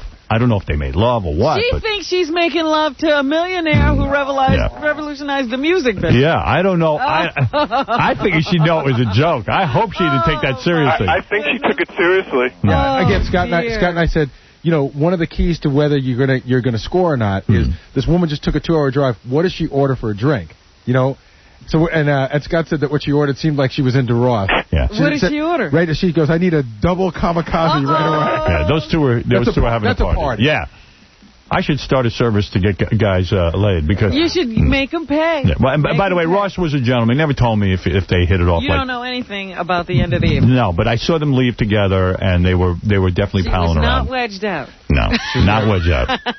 You did a real nice service for Ross. I did, hon. I felt bad afterwards because I was like, oh, she knew I was kidding around, right? And then everyone said no. Think so. I'm more interested to know if she knew that Howard Stern was going to be at the dinner party. Well, I'm sure Ross used my name somehow. Yeah. Oh, you think so? Yeah. Oh, you think he says that's why he got her in the car? Yeah, why not? He said the girl who used to date Mark McGrath's boyfriend's going to... Hey, was this Saturday night? Sunday night. Okay, because I saw him on Saturday along with another Saturday guy. night he was on the prowl looking for a girl. Right. He was trying. He was trying to get something going because he called me next morning. He was alone. All right. And that place was crawling. You said he couldn't. This place on Saturday night, Rocco's on La Playa in the Hamptons. You can't understand how insane it is. You said the women were on you like mice. Not on me. They're all over the place. They're ridiculous. But you had no problem. AJ, do you go out alone? I bring I always bring my nephew out with me. He's a crew. I got a bunch of guys in me. But it looks weird. Doesn't it look weird when you're out alone picking up chicks? Isn't it something like? When I first moved to LA, I went out alone a lot. I had to. I had no friends out there. And I felt really foolish. But then you get a couple of guys. I always got with guys or a few girls with a bunch of guys. I like group stuff. If you're in a group, you look a little more happy. You look cooler. Right. A guy walking around a club alone is like should be arrested. Yeah, you look like a pervert. Everybody stays away from the guy alone. Yeah. You can't do that. You can't do that. I got a buddy who just got divorced, and I saw him at Spa one night. Walking around alone, he looked like an axe murderer. Yeah. You just look desperate. You look like you're did. He looked like he was licking his chops on the like a wolf for a girl. There's a lost guy. Yeah, I felt bad, too. He's a nice guy, but he really looked odd. And I said to him, sit down with us. He goes, no, I'm on the prowl. A bunch of guys look good. Then a bunch of guys laugh, and the girls think they're having fun. They're just, hanging out. That's right. They want to know what you're talking about. Throw a few girls in the mix, and it's like, that's a fun bunch of people. I mean, you're all animals, Hey, I got to change the topic. So a couple of 2 days ago, we were talking about this kid who went on the air. Later, dude. Bye. Oh, hey, Scott, good luck, and blah, blah, blah. All right, thank you. Scott Einziger, who is almost engaged to Mark McGrath's ex-girlfriend. There you go. I wonder if his next wedding will cost as much as his last one. You think he's going to get married, huh? Oh, he's got to do the big wedding, don't you think? It's happening soon. It's a big wedding. I guess we'll have to go. Yeah. I want to go laugh at that one. Yo, yeah, hey, I was over at Hugo Boss buying a suit for Scott Einziger's wedding. Spread the love and fly, baby. Spread your love and fly. Spread your love and fly. Has Mark written songs about Maya? This is about her. This one. Who knows how long I've loved you. What do you say? Anticipate being tested. Well, let's write down our answers. Really? And then announce them as we go along? As we go along, we can announce, but at least we'll have them written down so we can, count up how many we got right. All right, but I don't want a lot of time spent on this. You got to answer, write them down quickly. Put down the number one, number your answers. Everyone at home can play along. This is a test. 1 through 30, number them quickly. And I'll have the answers after the commercials. Okay, you ready? Go ahead, yeah. Okay, number 1. On a standard traffic light, is the green on the top or the bottom? Okay, go ahead. Answers in. How many states are there? Damn. See, I'm already stumped. Number 3. In which hand is the Statue of Liberty's torch? Okay. Some of these are 50-50. You got a chance. Go ahead.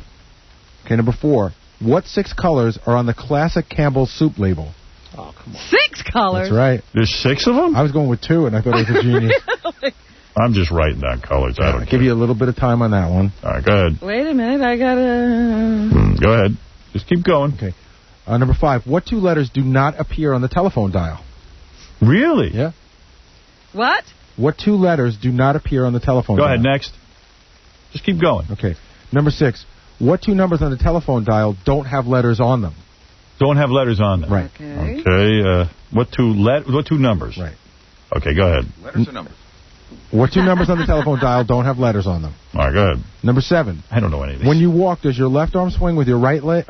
When you walk, does your left arm swing with your right or left leg? Wait a minute. I know. Say it again. When you walk, yeah. Does your left arm swing with your right or left leg? Okay. Go ahead. Come on. We're up to number 8. How many matches are there in a standard pack? Matches? Yes. All right, go ahead. Number 9. On the United States flag, is the top stripe red or white? The flag? Yeah. Okay. Yes, go ahead. Number 10. What is the lowest number on the FM dial? Okay, go ahead. 11. Which way does water go down the drain? Counter or clockwise? I know that. It's based on the laws of magnetism. Just go ahead. quiet with your I know that. Number 12. Which way does a no smoking sign slash run? In other words, there's a slash and no smoking. So is your choice... it doesn't give you a choice, but I guess it would be top to bottom or bottom to... I think it would be either left to right. Left or left or right. That's right. It'd be... Yeah, okay. Go ahead. Top to bottom. Go ahead. Number 13. How many channels on a VHF TV dial? How many channels on a VHF TV dial? Right. Jeez. All right. Jesus Christ. Go ahead. Okay, here's a gimme for quivers. Number 14. Mm-hmm. Which side of a woman's blouse are the buttons on? The buttons on. Yeah. Okay. Go ahead. Number 15. On a New York license plate, is New York on the top or the bottom? All right, go ahead. Come on. Move it along. Which way do fans rotate? Okay, fans? Go ahead. Let's see the 2 ways. Okay, 17. Whose face is on a dime? Oh, my God. I think I know that, but go ahead. There's another tough one that you think you know. Number 18. How many sides does a stop sign have? Okay. How many sides? How many sides? All right, go ahead. Number 19. How many sides does a stop sign have? Just keep going. All right, go ahead. Number 19. Do books have even numbered pages on the right or the left side? What? Right or left, even numbered pages. I don't even know. I'm just writing it. Go ahead. Yeah, go ahead. Okay, number 20. How many lug nuts are on a standard car wheel? Go ahead. Keep going. Come on. Move through them. 21. How many sides are there on a pencil? All right, go ahead. Number 22. Sleepy, happy, sneezy, grumpy, dopey, and doc. Who's missing? Sleepy, happy, sneezy, grumpy, dopey, or doc? AJ. Go ahead. Number 23. How many hot dog buns are in a standard pack? Go ahead. Come on. Number 25. On which playing 24. Oh, you know what? They actually skipped one here. They went from 23 to 25. So Okay, go to 25. Okay. On which playing card is the card maker's trademark? Oh, go ahead. Come on. 26. On which side of a Venetian blind is the cord that adjusts the opening between the slats? Oh, okay. Go ahead. On the back of a dollar bill, what is in the center? Wait, I got to get some more paper. I'm running out of Wait paper. a minute. Where are we? 27 and what? What is it? 27. On the back of a $1 bill, what is in the center? Oh, okay. Go ahead. Come on. Okay. This seems like a repeat, but there are 12 buttons on a touch-tone phone. What two symbols bear no digits? Oh, that's a repeat. Oh, yeah. I didn't know it the first time. Go ahead. It is different. It is different. 12 buttons on a touch-tone phone. What? What two symbols bear no digits? That's easy. Oh. All right, go ahead. Come on. How many curves are there in a standard paper clip? Okay, come on. Let's go. Last one. Does a merry-go-round turn counter or clockwise? All right. Here you go. Again with that. All right. Listen, everybody just keep their answers to themselves. Don't think about them. Don't write it. That's it. And we'll come back with the answers right after this. See if any of us have any brain. Stuttering John with Carl Lewis. How are you? Good. Will you be singing here tonight? Sorry? Will you be singing here tonight? Yeah, with Garth Brooks in the building, give me a break. Will you ever sing the Star Spangled Banner again? Well, what's your point? No, I'm just asking. Yeah, but what's your point? You know, what's your point? I'm just asking, because you remember when you sang it? Right, that's the tonight. I didn't mean to be up. You're listening to The Howard Stern Show. 104.1 from WBC. You're listening to author and gymnast Howard Stern. All right, real quick, let's get back to this. While we were in the break, Scott D. Pace, our director, said he got all 30 right. Come on, I'm singing. I guarantee I didn't even get 7 right. No, you probably got 7. All right, the point of this is anybody who was taking this quiz at home, that they say on the Internet, these are 30 questions. The average person gets 7. If you get over 22, no one's ever done it. Okay. Hey, DePace, come in here and let's see your list. Don't be changing let's it. see you, Mr. Perfect. Mr. Perfect. All right, everybody be on the honor system here. Whatever you got written down. We can check it later. Yeah, you can see. Well, there are a couple of scratches on my paper already, because probably I didn't know. Right. All right. Dude, I was kidding, but I want you to know I did this while cutting the show and talking to Einzig on the phone. Okay. Let's see how many you got. All right, first question and give the answer. Oh, sorry. Here you go. You just want the answers? No, give the question and then the answer. Standard traffic light is the green on the top or the bottom? Bottom. I said top. The answer's the bottom. I got one wrong. All right. I said top. All right, you're already wrong. Right away, you're wrong. It's true. It makes sense that the red should be on top. You don't know that? No, it should be. It should make sense. It should be low. The red should be highest so that it takes priority. But go ahead. Okay, how many states are there? 50. I got that right. Got that one. Got that right. Okay, in which hand is the Statue of Liberty's torch? Right. I put left. I put left. Right. Oh, I got that wrong. Okay. Damn. I only got one right so far. I just want to do 7 at least. 6 colors on the classic Campbell soup label. There's a lot. This is blue, red, white, yellow, black, and gold. No, I only got some of them. I have red, white, so black, if you get them all wrong, I mean, if you get one wrong, you got them all wrong. I said brown instead of gold, or else I had white, gold, black, blue, red, white, yellow, black, and gold. Fred got it. How scary is that? I got that wrong. I put red, white, blue, yellow, and green. A lot of soup when I was growing guessing. up. Right. Go ahead, number 5. You got that right, Fred? I got it right. DePace, did you get that right? I was one off. I had maroon. That's wrong. You got it wrong. Maroon. Nobody puts maroon. Okay. I only got one off. Now, this is a weird question because this actually applies to an older telephone. What 2 letters don't appear on the telephone dial? I put Y and Z. Z and Q. It's Q and Z? Q and Z is the answer. Ooh, although now if you look at your telephone right over there, all the letters are on there, but I think it applies to the old telephone. I got that wrong. Okay. You get that wrong? I got it right. Oh. What 2 numbers on the telephone dial don't have letters by them? I put 0 and 9. And 1. 0 and 1 and 0. 0 and 1 is the answer. I got that wrong. I only got one right so far. I can't think of the pressure. That's number 6. That's number 6. Number 7. When you walk, does your left arm swing with your right or left leg? Right. Left leg. It's the opposite. Right. Yes. I got that wrong. You fall over. It's right with right?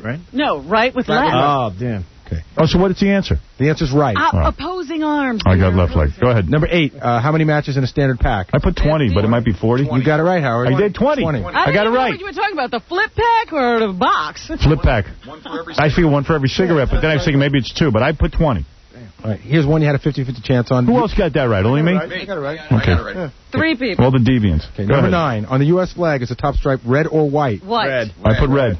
Red is the answer. All right, another one right. There's my 7. I'm on a roll. 7 for 9. You got 7 already? 7 for 9. Nice. Take it easy. Number 10. What is the lowest number on the FM dial? I put 88. 88. On FM, I don't know. 88.1 I put. 88 is the answer. Oh, good. I got that right. I did not know that. All right, I'm coming up now. You guys are in radio.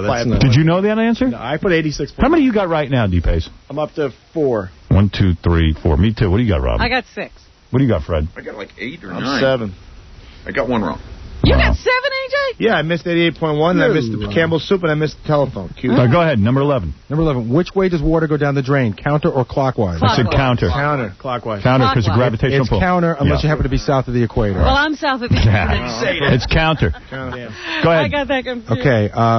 Number 12. Which way does the no smoking sign slash run? I said right to left. Right to left. It says towards bottom right is the answer.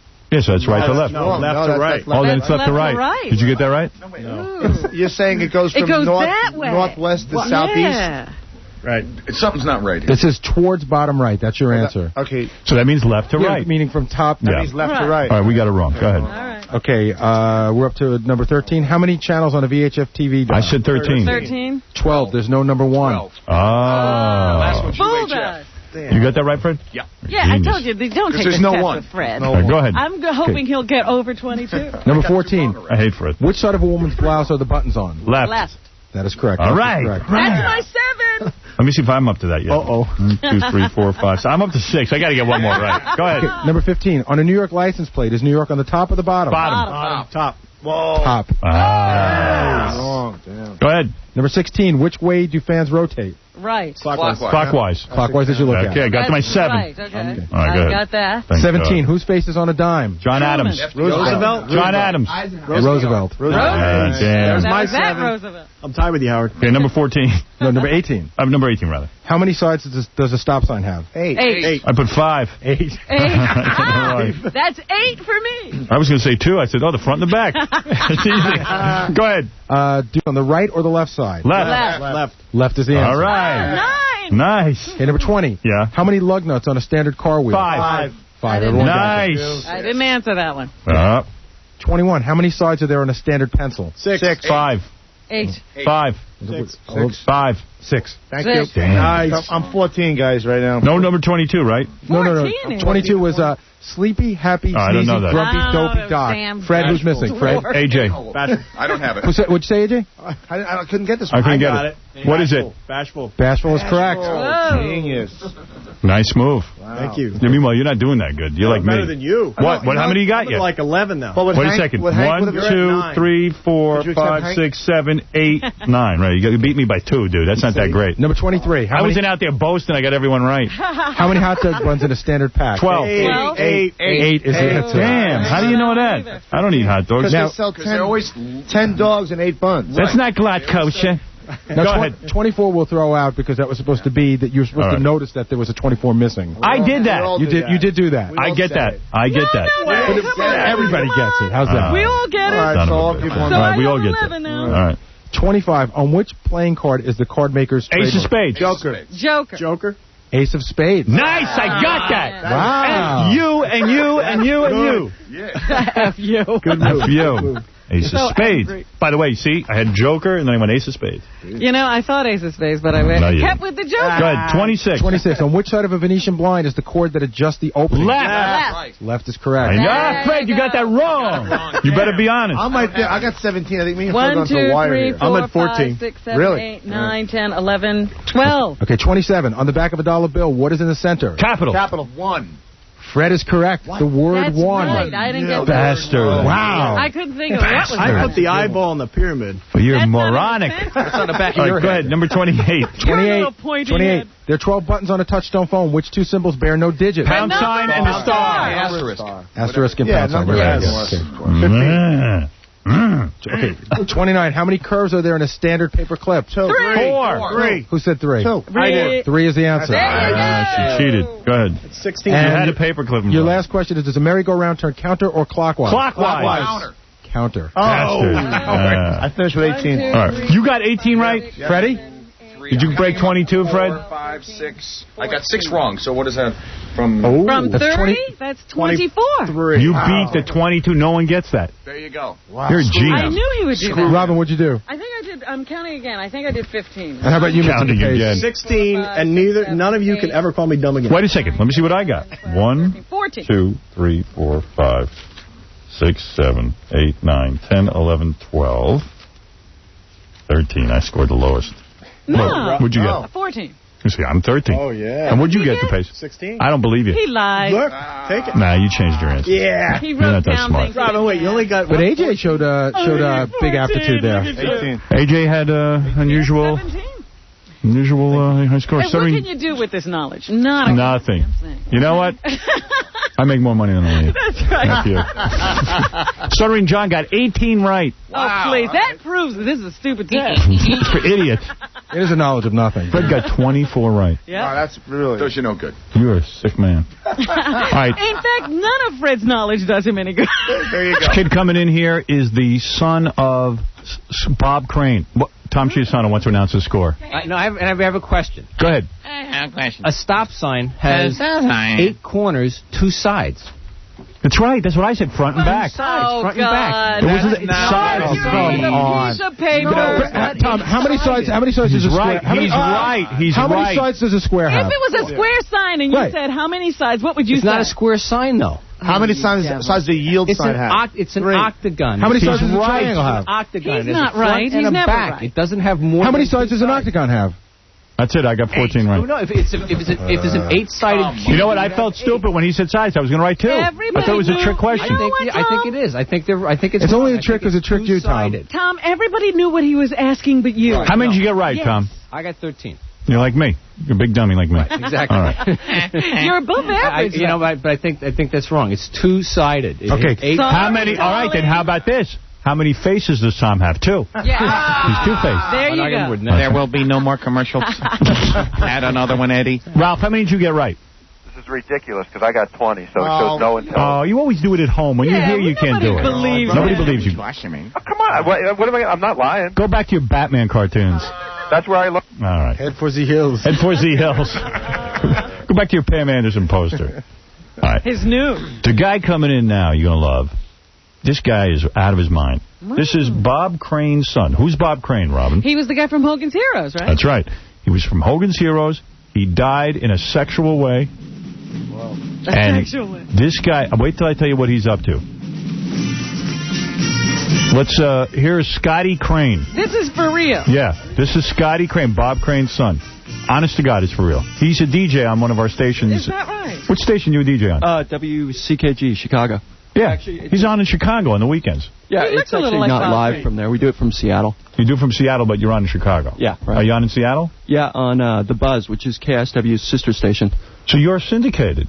Yeah. You're on 2 markets? No, we're on in Portland on KOTK, which is a Tom Likas station. Right. And KFH in Wichita, and then a little tiny station in... Look at all these guys syndicated. How much does he look like Bob Crane? Yeah, a lot. A lot. Yeah, you look a lot like your dad. Think so? Yeah.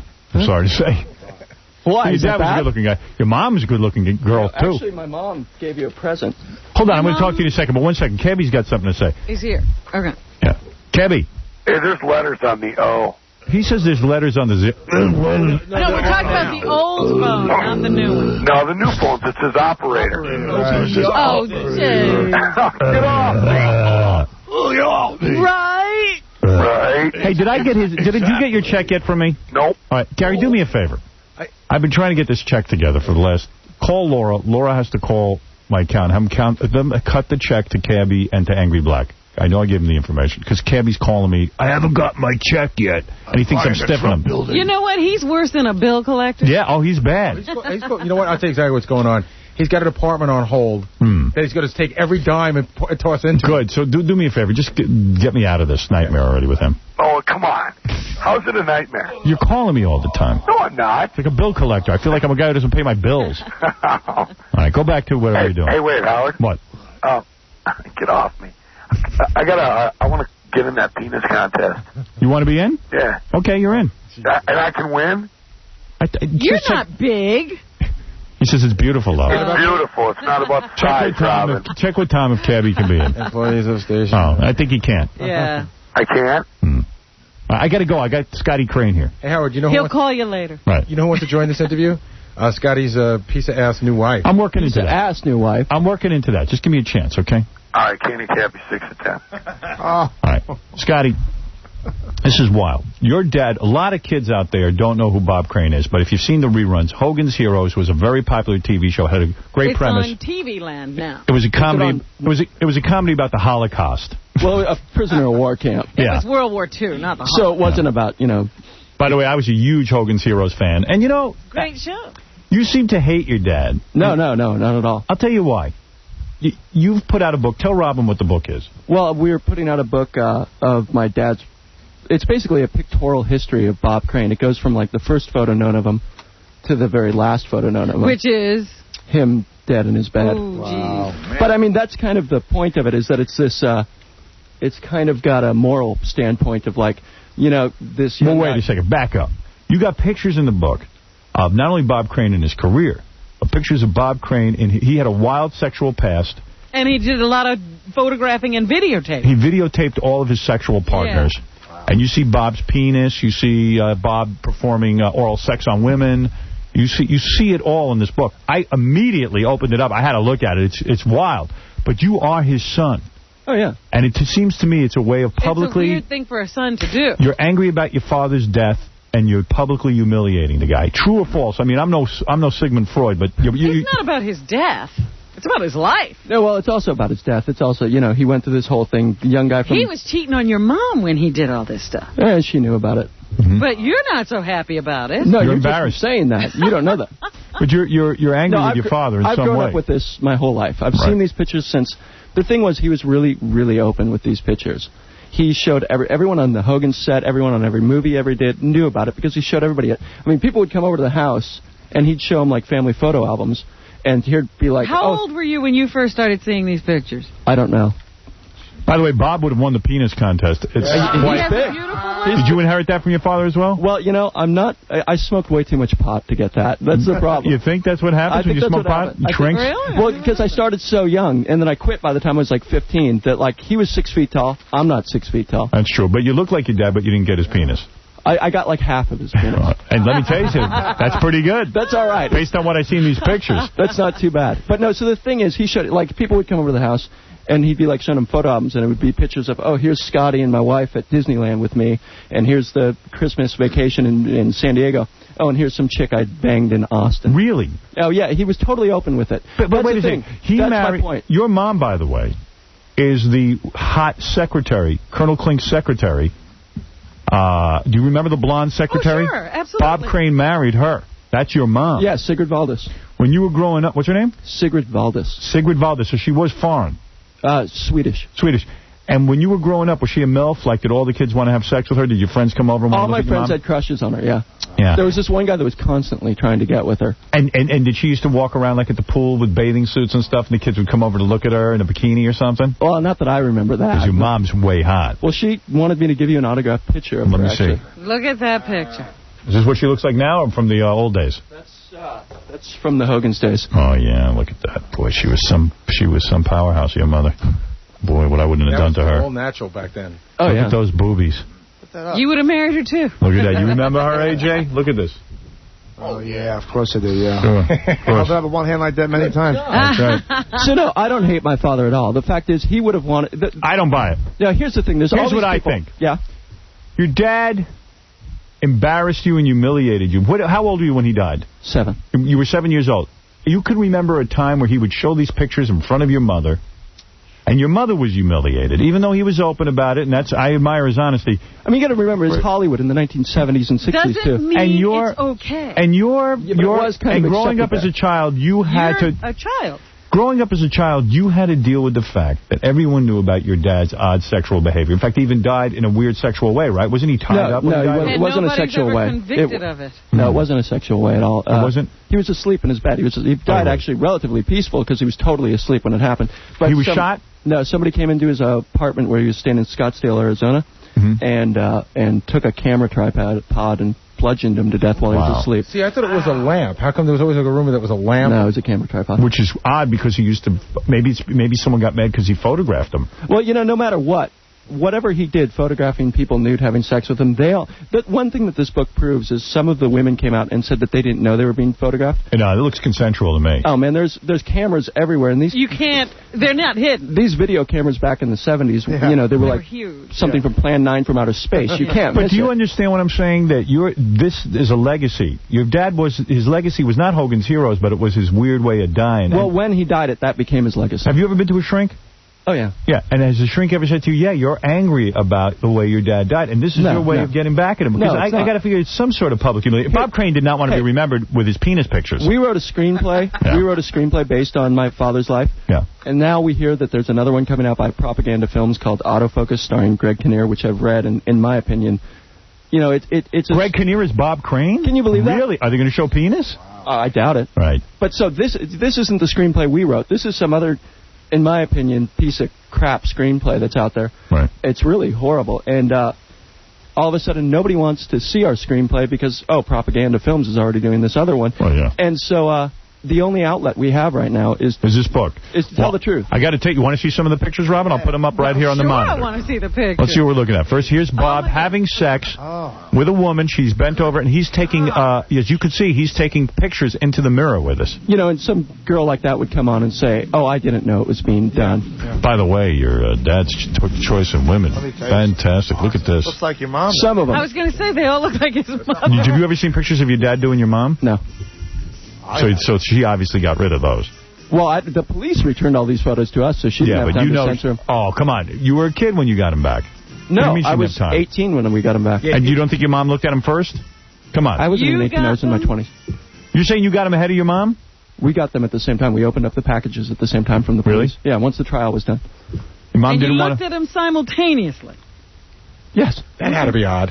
Yeah, it was very strange. It was very strange. What about that comedy bit you wrote that you played on your show? Yeah, I think that's Shaken another. Not Stirred. But that's another way of getting back at your dad. Shaken Not Stirred makes fun of lampoons, lambaste, everyone and everything. And the fact is, who we make fun of more than anything is ourselves. What CD is that in? I have a card of it. I have a card of it. All right, listen to this. This is a bit. I'm not going to play the whole bit, but I'll play the whole bit. It's good. You can talk through it. It's all right. But it makes the point. Wait a second. Wait. If you don't get to the punchline, you don't get the point. Well, it's a long way to go. Hold on. In 1978, Bob Crane was found in a Scottsdale motel room, bludgeoned to death with a tripod. Now, from the producers who brought you She-Males in Bondage, Pee-wee's Whack Shack, and Potty Tricks 2 comes the Bob Crane Home Video Collection. Witness Bob's secret entertainment career in these never-before-seen explicit home videos. And find out why the mob, the City Hall, and dozens of angry husbands all wanted to use Bob Crane as a piñata. These videos will provide hours of entertainment for the entire family. 13 videos in all, featuring wives of the witness. I mean, you're not proud of your dad, is what I'm saying. You're angry. You're angry. You're angry. And, Scotty, what did your mom think of this bit? Yeah. And why the mob? Oh, well, Scottsdale, as you know, Arizona, it's like where every mob guy from New York goes to retire, basically. Oh. And he slept with anything and everything, and that included people's wives. And you think that's what did him in? I think the mob wasn't looked into at all. I think the Scottsdale police have interest to protect at that time. I don't know if they still do. But wow. Is a guy in jail for this now? No. Because he thinks the wrong guy was. He was. I believe the guy they had on trial was not the guy. I don't believe so. Right. I believe maybe he was in the apartment, and because he was scheduled to get a ride from my dad to the airport. I believe he went to the apartment, saw him dead, got the hell out of there. Probably had some blood on his hands or something. That's how it got in his car. There was just such a minuscule amount in his car. And the police immediately fingered him. There's all kinds of controversies. There was, I hear, a guy in Arkansas that was a known mob informant called the Scottsdale police and said, I know who killed Bob Crane. It was a mob hit. They had him. Well, this is what I hear. I don't know if it's true. It's a rumor. They had him extradited out to Scottsdale, and he was supposed to give his confession of who killed Bob Crane, and he hung himself in his jail. Ooh. That's what I hear. It was a rumor. Did your dad leave a lot of money? Was he a rich guy from Hogan's Heroes? Syndication really hadn't kicked in at that point yet. Right. Once it did, money started coming in. But so you guys always had a little annuity from Hogan's Heroes. Right. And so there was some money there. And also, wasn't your dad the #1 DJ in Los Angeles for a while? For 10 years, from 1955 to 1965, he was the #1 morning guy. Yeah. He was called the king of the L.A. airwaves. Really? Yeah. No way kidding. Before you. What did he do? Was he like a disc jockey? He invented this format. He really did. I mean, Arthur Godfrey, sure. He invented this format. What format? This morning show format of just like no music, talking together. Really? All he did was interview Hollywood stars. I thought I invented it, but go ahead, I did see a picture in the book of Bob Crane either with the monkey as a sidekick on the radio. You did? Yeah, and he played drums on the side, and like Ronald Reagan, Marilyn Monroe. Really? Every single big celebrity in Hollywood wanted to be on the Bob Crane show. No kidding. Oh, it was huge. And is that how he got the Hogan's Heroes? It was CBS. It was Westwood One CBS Infinity back then. That was the part of the radio show, and they said, we got to get this guy on a TV show. And wow. And so they pitched him Hogan's Heroes, and he took it. Who knew? Gee, I had no idea. So the point of coming. Where's my Hogan's Heroes? Nobody's. What am I getting? You've got Son of the Beach. You've got programs. Yeah. And I got a monkey sidekick. Look at Gary. So the point of coming here is, right now we're trying to release this book. Right now you can get it only on the internet. Right. All right, hey, the book is wild. Take a look at some more pictures. The book, by the way, is called The Faces of Bob Crane. It is wild. Now, this is Bob. Where's his face? He's on a bathroom floor, and there's a girl sitting on him. Okay, I'll buy it. When can I buy the book? Yeah. You can buy it at www.bobcrane.com right now, but we're looking for a publisher. We're hoping some really great company like Toshin or something would be interested in this book. I don't know where you're going to sell this book, but in a porno store. I mean, it's pretty graphic. It's a pictorial history of Bob Crane. I mean, it shows a lot of great photos of him with his family, him with... Here's Bob doing... This is the Daisy Chain. I know, what's this one now? Your dad was a little out of shape. Well, he's about 49 years old there. Easy. He was a DJ. That's the DJ's body. You know what I want to know? Who's the guy in the back with his clothes on, just standing there watching? Look at this shot. Right. Go back one shot for a second. He could have won the contest. Yes. Now, here's your dad. He was well hung. Here's your dad. Wow. God, the guy standing next to your dad looks like Wayne Siegel. I got to tell you. And I got to tell you, the guy up front? Yeah. Is that who you're talking about? Yeah. Yeah. It looks like Wayne Siegel. Now, there's your dad. He kind of looks like Jack Nicholson in that picture. When I was a kid, there was a picture of Jack Nicholson hanging in our house, and I was the cover of Time magazine, and it said Man of the Year, and I thought it was my dad forever. I was like, Mom. And there's your dad, doggy style. Well, he's not doggy style. He's doing doggy style. Okay, and let's go to the next picture. There's your dad receiving oral sex, I think. We're going to see next. Yes. Boys, you there? Quite impressive. Oh, there it is. There's your dad receiving oral. And what else we got? I think we have a winner. Go ahead. And there's your dad dead. Now, that's got to be hard for you to look at. That is really hard for me to look at. That's not even the worst picture of it. I mean, I've censored this book a little bit in a sense. There are pictures that I can just barely look out of that death scene. You know, it's really weird. He was telling me that even though we got a lot of pictures back from the cops, when you look in the photographs, there's hundreds and hundreds of hours of videotapes, and they got back 6 hours of tapes. Oh, yeah. Oh, we got 6 tapes, and there's there's certain pictures. Let's release those on the web. Well, yeah. Yeah, he's looked it up. He's planning on doing it. Your dad, I've got a 2-minute video that I'd like to show you guys off the air. Really? Yeah. Well, we'll take a look at that because I'm a scientist. Are you a scientist? Yes, I am. I didn't know that.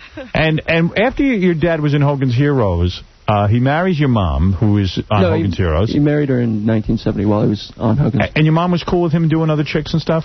Yeah, she, she didn't think that he lost his First Amendment rights when he married her. And I see. And she was open. She's Swedish. Yeah, she's Swedish. Yeah. She didn't swing or anything. No? She was never into it. Did she remarry after your dad? No, she actually, amazingly, never even dated. Really? Wow. And she's that hot. So she was real happy about the whole thing. Yeah. What does she think of this book? Actually, she hasn't seen it yet. But she was pretty mad after you did the bit, right? The radio bit? Well, after we did the... Actually, the radio bit's been censored because there were some lines in there that she was like, you can't use those lines. Those are way too harsh, and so we pulled it back. Wow. So is your mom talking to you? Oh, yeah. Oh, yeah, we get along great. You got any other brothers and sisters? Yeah, I have a sister in Arkansas right now. Is she hot like your mom? Oh, yeah. Really? Oh, yeah. And would you get married? I just got married in Puerto Vallarta. To a hot chick? Bring her in. Let's take a look at this. Bring in Michelle. Let's see what Bob Crane's son Scotty gets. Now, will you be swinging on Michelle? Oh, hell no. Did you do that? No. Are you anti-swinging? I mean, were you a player when you were younger and stuff? Like I got around. You got around. But not like that. Not like All right. Hey, not bad. Oh, Oh, very beautiful. From Hogan's Heroes to my hero. Right. Oh, yeah. Yeah. Here's my hero. What is your name? I'm Michelle. But you're not Swedish.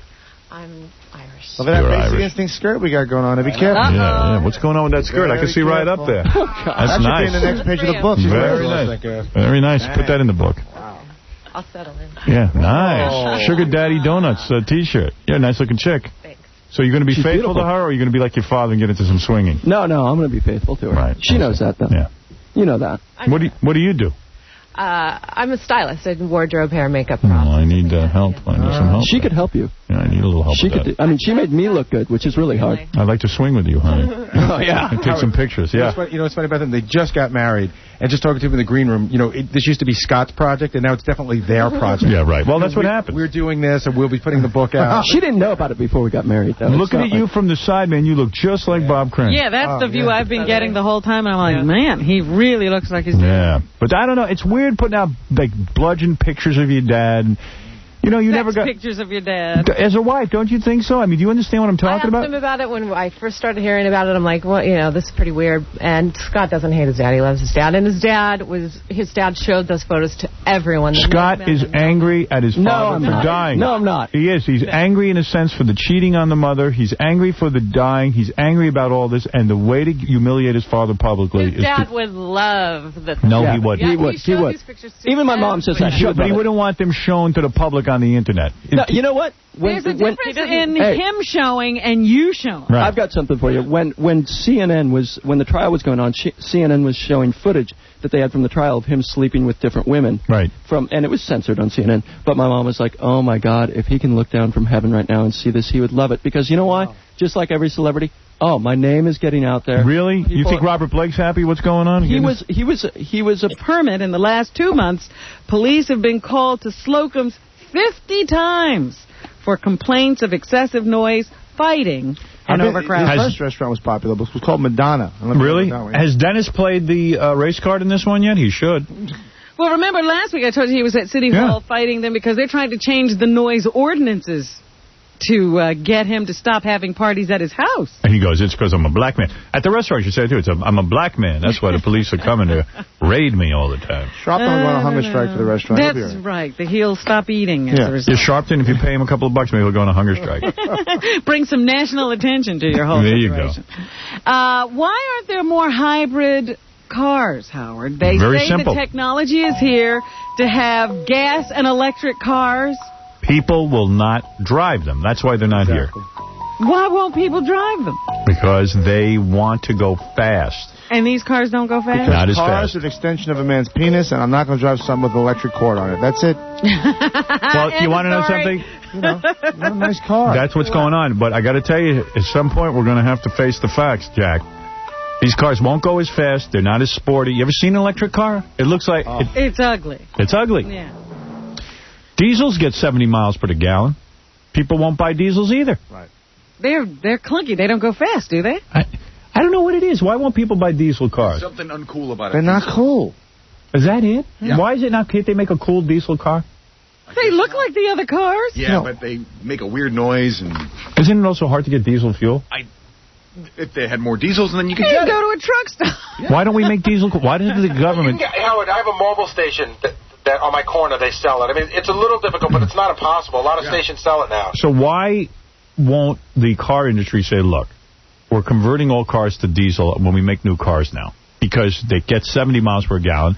Or why don't they just say, from now on, it's got to be an electric, a combo hybrid? Yeah, if you can't get anything else, what are you going to do? Walk? You're going to drive this car. Yeah, I'm thinking of going to the bicycle.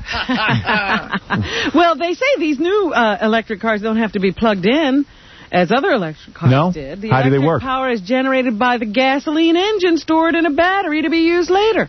And what does it get to the mile per gallon or what? I don't know. They don't say that. The Hondas get like about 70 or so. So why don't you just go to diesel fuel, get 70? Because they're running out of fuel. And you got to get the fuel from somewhere where people, speak foreign tongues. But diesel will last you longer is my point. But the point is we don't want to be dependent I know. on foreign oil. Maybe we're going to have to be like China, get those guys to pull us around in rickshaws. What guys would that be? The Chinese. Oh, I see. Okay. Oh, black people. Black people are going to have to pull us around on a rickshaw. We're going to have to go back to that. Ain't happening. Right. No, I ain't doing Anyway. You know... You want me to do what? Pull me. Eat me. Hey, you over there, pull me. Pull this man. Yeah, right. Yeah. That ain't happening. Them days is gone. That's right. Mm-hmm. Fred Durst is doing the... What, Playboy model? No, he apparently put on his website that he had a baby with a woman who was a Playboy Playmate. Yeah. But it turns out she was not a Playboy Playmate. Oh, he lied. Why would he have sex with someone who was in a Playboy Playmate? When he can. Yeah. He says, no, the woman is not a Playboy Playmate. She's a beautiful, smart, penthouse pet. Girl. He met during the anger management tour when he was in Minneapolis. Right. He doesn't name her. He says the pregnancy was not planned. Let's have a baby, honey. But he does think of it as a blessing, and he has no plans to get married. He says a child should never be a reason for someone to marry someone else. Especially if you're Fred Durst. And you can get playmates. Yeah. He does say that he plans to support the child who already knows, he already knows it will be a boy. So if you're planning Isn't that to great? send him a There goes present, his money now. Limp hat biscuit. get him something in blue. The cash only out the window. Well, you know what? All those songs he wrote? All for the nookie? Yeah, he did it all for the nookie. He wasn't kidding. It's just one of those days. I like that all for the nookie. Yeah. It's going to go to the nookie. Of course. All the money. I love it. The little boy's named Nookie, actually. Yeah, name everybody Nookie. Nookie Durst. What are you going to do? Hey, you know, it's tough out there on the road. What are you going to do? Timothy McVeigh might be making a very important decision today, whether to fight the execution date he now has of June 11th. He's never going to be put to death. He's a punk. He'll always fight it now. Yeah, he ain't going there. You pegged this one. Big AJ. punk. I remember big you saying lion punk. Right away, because he was the one who said, no, I don't want any appeal. Don't worry, sure. But as soon as he found out there was a little bit of evidence, maybe, he started meeting with a bunch of lawyers, and his legal defense team keeps growing. Now he is making the decision as to whether they should file for a delay or a stay in this execution, and now the government is going to get into it with him. You don't want to go. No, who does? I thought he was ready to step up to the plate, but he's not. In fact, one of the guys who, you know, sort of an expert, I guess he was an ex-lawyer to this guy. He got off the case because he said that Timothy McVeigh was a difficult client. Imagine that. The guy needs representation. He's difficult. I can't believe it. Stephen Jones, as his former attorney, says that he had to leave the case because Timothy McVeigh was difficult, but that McVeigh thrives on doing what he can to embarrass the U.S. government. It's hard to believe that a guy who blew up the Oklahoma building would be difficult. It's difficult to deal with. Difficult. How he's difficult. Number 7 is Jones to tell us how Timothy McVeigh loves this. Jonesy. I call him Jonesy, Robin. I know you knew we're on a... I think the change of heart is brought about in his own mind. I want to direct a TV show. This has been a significant embarrassment to the federal government. Hey, I got 13 and racks. the Federal Bureau of Investigation, and there's no reason to throw in the towel at this point. Wow. Yeah. He's one of them get off my land guys. What we got here is a failure to communicate. Why's your dirt my hole? Yeah. But get off my land. Attorney General John Ashcroft says Timothy McVeigh will be put to death on June 11th. There will be no more stays of the execution. We're going to kill you twice over, boy. If the courts get into it, whatever the Attorney General says doesn't matter. He will be killed. Yeah, not killed. Killed. Big T, capital T, killed with a capital T. Going to kill you. The Bush girls are making the news. Now, their parents have done everything they can to give these girls privacy, and they've asked the press to lay off and not do stories about them. We're trying. But the girls keep getting into trouble. Yeah, it's getting impossible to ignore. So there are going to be stories if they keep doing things like this. This latest one says that Jenna Bush, the same girl who 2 weeks ago was in court, pleading no contest to buying alcohol while being underage, was trying to buy booze in a restaurant with a fake ID. Bush has come up with a solution to this. Yes? He has changed the legal drinking age back to 18. That's the only way to handle these. My girls, they just need to drink. They're like their daddy. Standard. Yeah. So both of them were together in Austin this time, and there have been no arrests yet. In 2 years, they'll be putting out a picture book, like a Bob Crane type book. You're going to hate their dad so much. Daddy, why'd you put us in this position?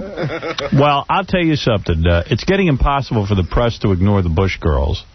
It's getting impossible for me to ignore them. And I just thought of something. What? These seem like the kind of girls I could party with. Yeah. I certainly would love to have them on the show. And I want to say something to the president. If you don't get the FCC off of everyone's ass, particularly mine, I'm going to have sex with your daughters. Okay? Whoa. That's it. Whoa. That's it. Now, listen. And you're just not even going to say. Right. I'll date them. I'm going to date with them. All right, so you stop it. You get them on the air. Right. I will have sex with them on the air. All right? And you know they're up for it. You know they're crazy, those girls. I've been working all week for the money. Say that about Chelsea Clinton, but these girls. These girls I could get. It's a possibility. And you know, look at what they're doing. They're embarrassing you all over the place. What do you think? They're going to have sex with me. That's the ultimate embarrassment. So when they go to the White House, they keep saying, look, if something did happen with our daughters, it's a private family matter, and the White House will not be discussing it. Girls, I got Jägermeister right here in the studio. Let's go. Fascinating that the Secret Service is sitting there watching this whole thing. You know, they can't stop them, so you actually call the local police. The Secret Service follows the Prime Directive, the same one in Star Trek. You can observe, but you cannot interfere with the future of the girls. Let me tell you, there'll be a big... Look, just stick around a little while. You'll get some Secret Service stories out of those girls, too. You watch. Oh, yeah. You think they'll be dating the Secret Service? Absolutely. Oh, yeah. Stick around. Yeah. By the way, next week on Son of the Beach, Hank the Angry Drunken Dwarf, Patty Hearst. Patty Hearst is in that one, too? Patty Hearst is in that one. And also Todd Bridges. Live nude girls. And Live Nude Girls. Takes place on a nude beach. I'm not kidding. It's pretty wild. Yeah, pretty racy, those clips I saw. And Rudy Giuliani, I don't know what's worse, the Israelis and the Palestinians or these two. These two. Because I don't think anyone could get them to the bargaining table right now. Donna Hanover had her staff slashed by the mayor the other day. And when he speaks to the press, he says, look, I've been doing this since I became mayor. I'm making the best decision for the city. No. And now she's going back into court to argue in front of a judge that she is the first lady and should have an office with a full staff and that he can't, you know, curtail her employees or fire them without her consent. So they're going to fight over just about everything, I guess. So they're going back into court. At this point, she's just got to be really cool and just say, you know what, screw it, I'm out, I'm gone. You know, she looks so much cooler without the fight now. No, she's taking it to the courts. No, that's a mistake. Yeah, I think so, too. But she's not asking us.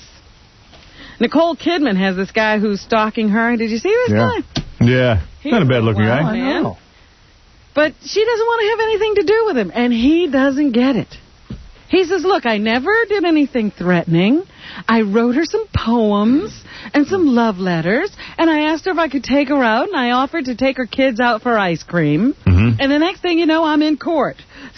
So he doesn't understand what's going on here. He says she's ruined his life because he's lost jobs as a result of the publicity surrounding this whole stalking incident. He has been now ordered to stay away from her. They call him bodybuilder Matthew Hooker. And I don't know if he will agree to this restraining order that permits him only within a certain area around her. But he claims it's 250 yards, as a matter of fact. I don't even know how you measure that. But he claims that all he was doing, he liked her, and he was just trying to get a date. He doesn't understand how this all went so terribly wrong. Al Sharpton, I think we ought to mark that he went into jail, they say, weighing 238 pounds. Come out 251. He is supposed to be on a hunger strike, taking only water. And I would like to know how much he weighs. He will gain weight from his hunger strike. AJ is right. I'm telling you. I would like somebody to keep track of that. All right. So he's only allowing himself water and burgers. We determined that. I don't know for sure about the burgers. He is so insincere. I mean, really. This is just... He protested the bombing of Puerto Rico. You know, they do bomb tests in Puerto Rico. So he went out there and protested. And really what it is that he won over the Puerto Ricans. So now he's got blacks and Puerto Ricans digging him. And he's going to jail. It's the best thing ever happened to him. Jesse Jackson even had to go visit him in jail. They don't even like each other anymore. No, Jesse's pissed because Sharpton's actually starting to get some business. I'll tell you what, go one better. I don't think Jesse ever liked Al Sharpton. That's right. Wow. Ever. How dare you. Wow. Anne Heche is getting married. What's her name? She's the former... What's her name? She's marrying a guy. What? She is the former girlfriend of Ellen DeGeneres. What? And she is out shopping for a wedding gown. She's wearing a ring. She's dating this guy who's some kind of a cameraman or something. And her publicist has said, yes, there definitely is going to be a wedding. They haven't set a date yet. She's wearing a nice big ring. And they termed the 3-year relationship with Ellen an experiment. Anne Heche made the biggest mistake of her career. She thought that if she went with Ellen DeGeneres, she'd become a household name. And she did. Oh, yeah, we all know her. But now people aren't using her as a leading lady because she is thought of as gay. So now she's got to go marry some guy and say that the experiment... You don't perform oral on Ellen DeGeneres for 3 years as an experiment. Experiment is a night at Scores and you had too much to drink. That's an experiment. You know the difference. Yeah, there's a big difference. And that's all I'm going to say about it. Let me take a break. We'll come back with... Lesbian. I'm a lesbian. The girl next door is now the girl I'm after. What? Howard. Larry King Show, Diane Cannon, who I used to think was such a hot piece of ass 20 years ago. She was. Yeah, but now she's old and she won't cut that hair. Man, she's weird. I mean, believe me, it comes in a box. Don't worry about that. She got some short hair on her. Oh my goodness. Yeah, you might be right about that. But you got to hear she was on there and like Larry asked her a question. She starts to laugh, but it's first of all, it sounds like an old lady laugh. It was cute when she was young and nothing worse than girls who used to be cute and everyone loved what they did.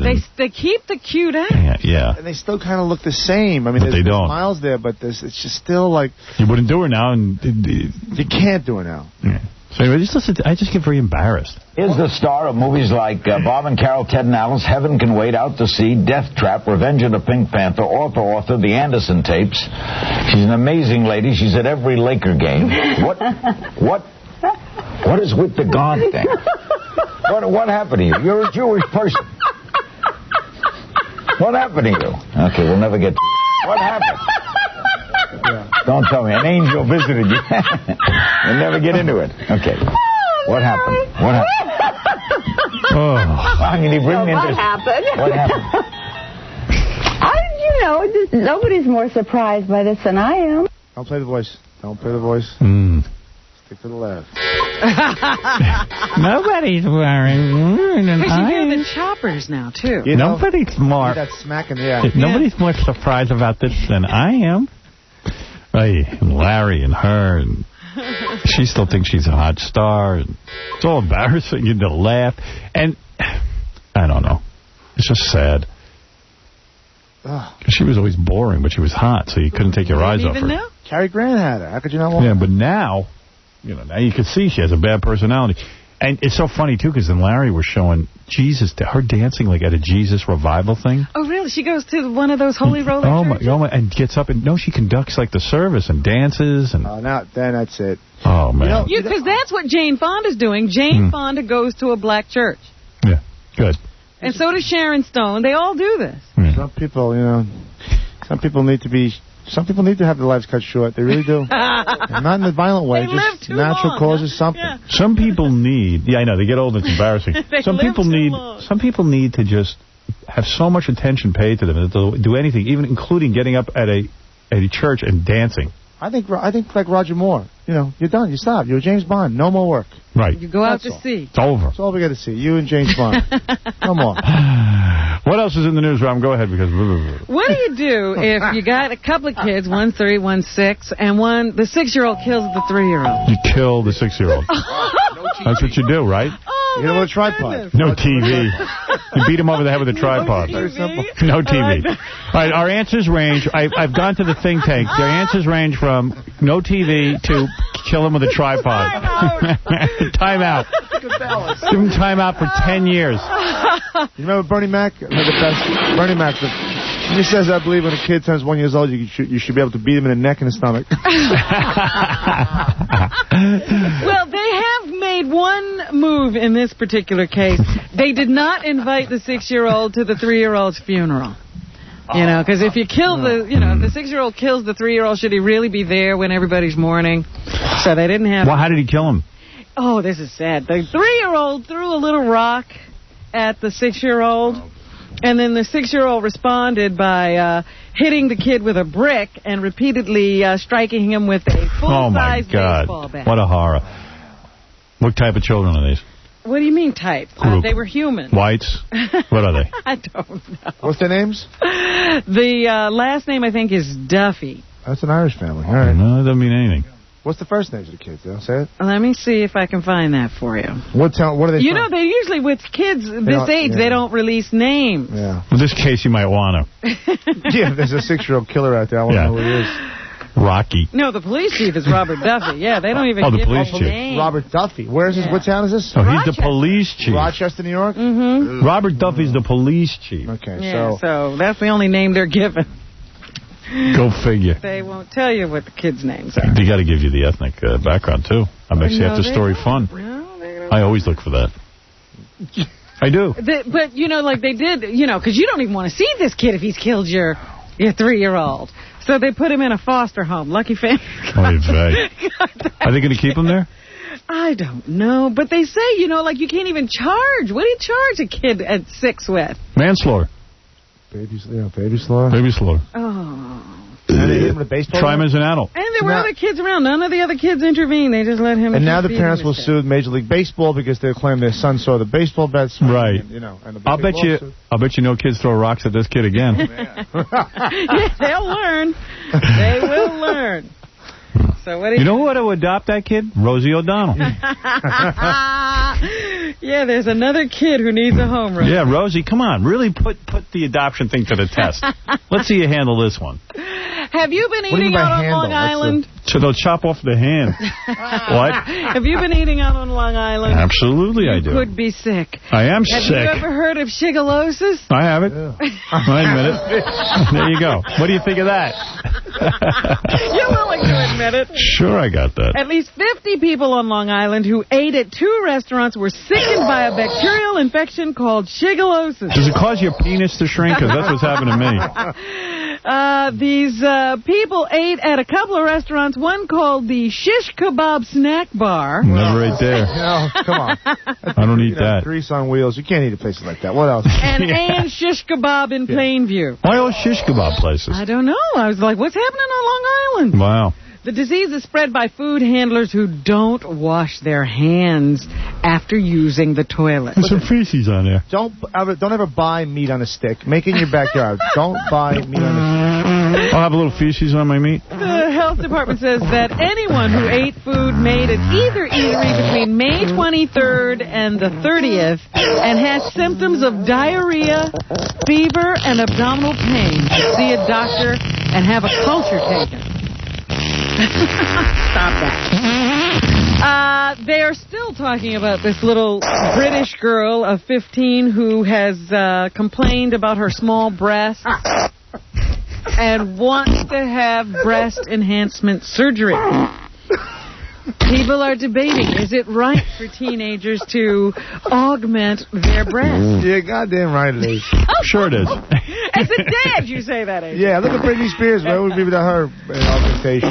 Think Britney Spears had breast implants, or am I being naive? Yeah? She did. Beautiful body on that girl. Oh, she's adorable. You would do her in a minute. How young? How young do you... is there a cutoff? No. Not for him. I think 17... well, you know what? 6. I think we're a year away from the Bush girls getting extra breasts. Well, this girl is only 15 now, and her parents are saying for her 16th birthday they're going to get her the breast implants. I see when they get hair, you can have breast implants. On their heads? No. What do I know? I have sugarlosis. I have dementia. Yes, that's right. Don't listen to him. Shagalosis. And guess what they've just done? A larynx transplant. Yeah, that's great. As a matter of fact, this happened a few years ago. The guy is singing in a choir. That's how well it's worked out for him. You know, the larynx is a voice box.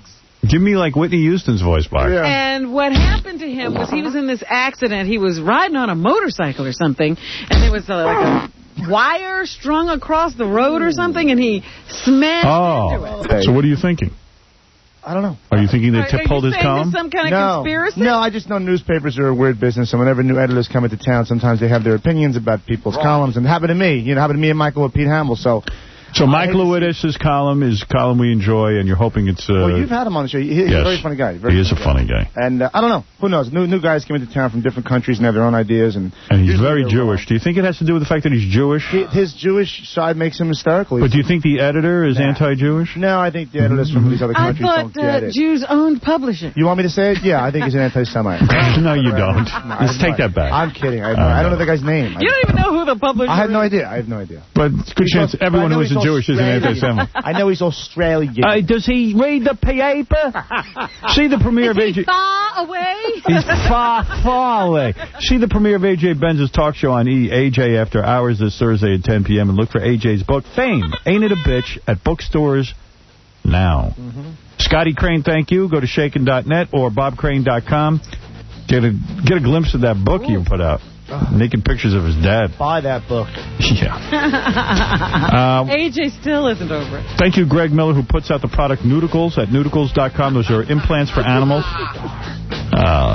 Ball implants. Yeah, testicular implant. See AJ kissing a smooth-skinned Puerto Rican boy pretty soon in the movies. AJ will be there kissing a boy. And we had a weekend at Sandals, which I'll get into some other time. Nice. Stuttering John's and the Donkey Show every Thursday night. For tickets, go to stutteringjohn.com. Casey will be at CPI's in Hampton Bays this Friday night with world-renowned DJ Junior Vasquez. Oh, really? Did they bomb that place in Puerto Rico? Go to VIPguestlist.com for information. And listen to our show June 11th when we begin a contest where a listener will get a chance to win $1 million courtesy of our good friends at goldenpalace.com. Those guys are the best with their 39 casino games.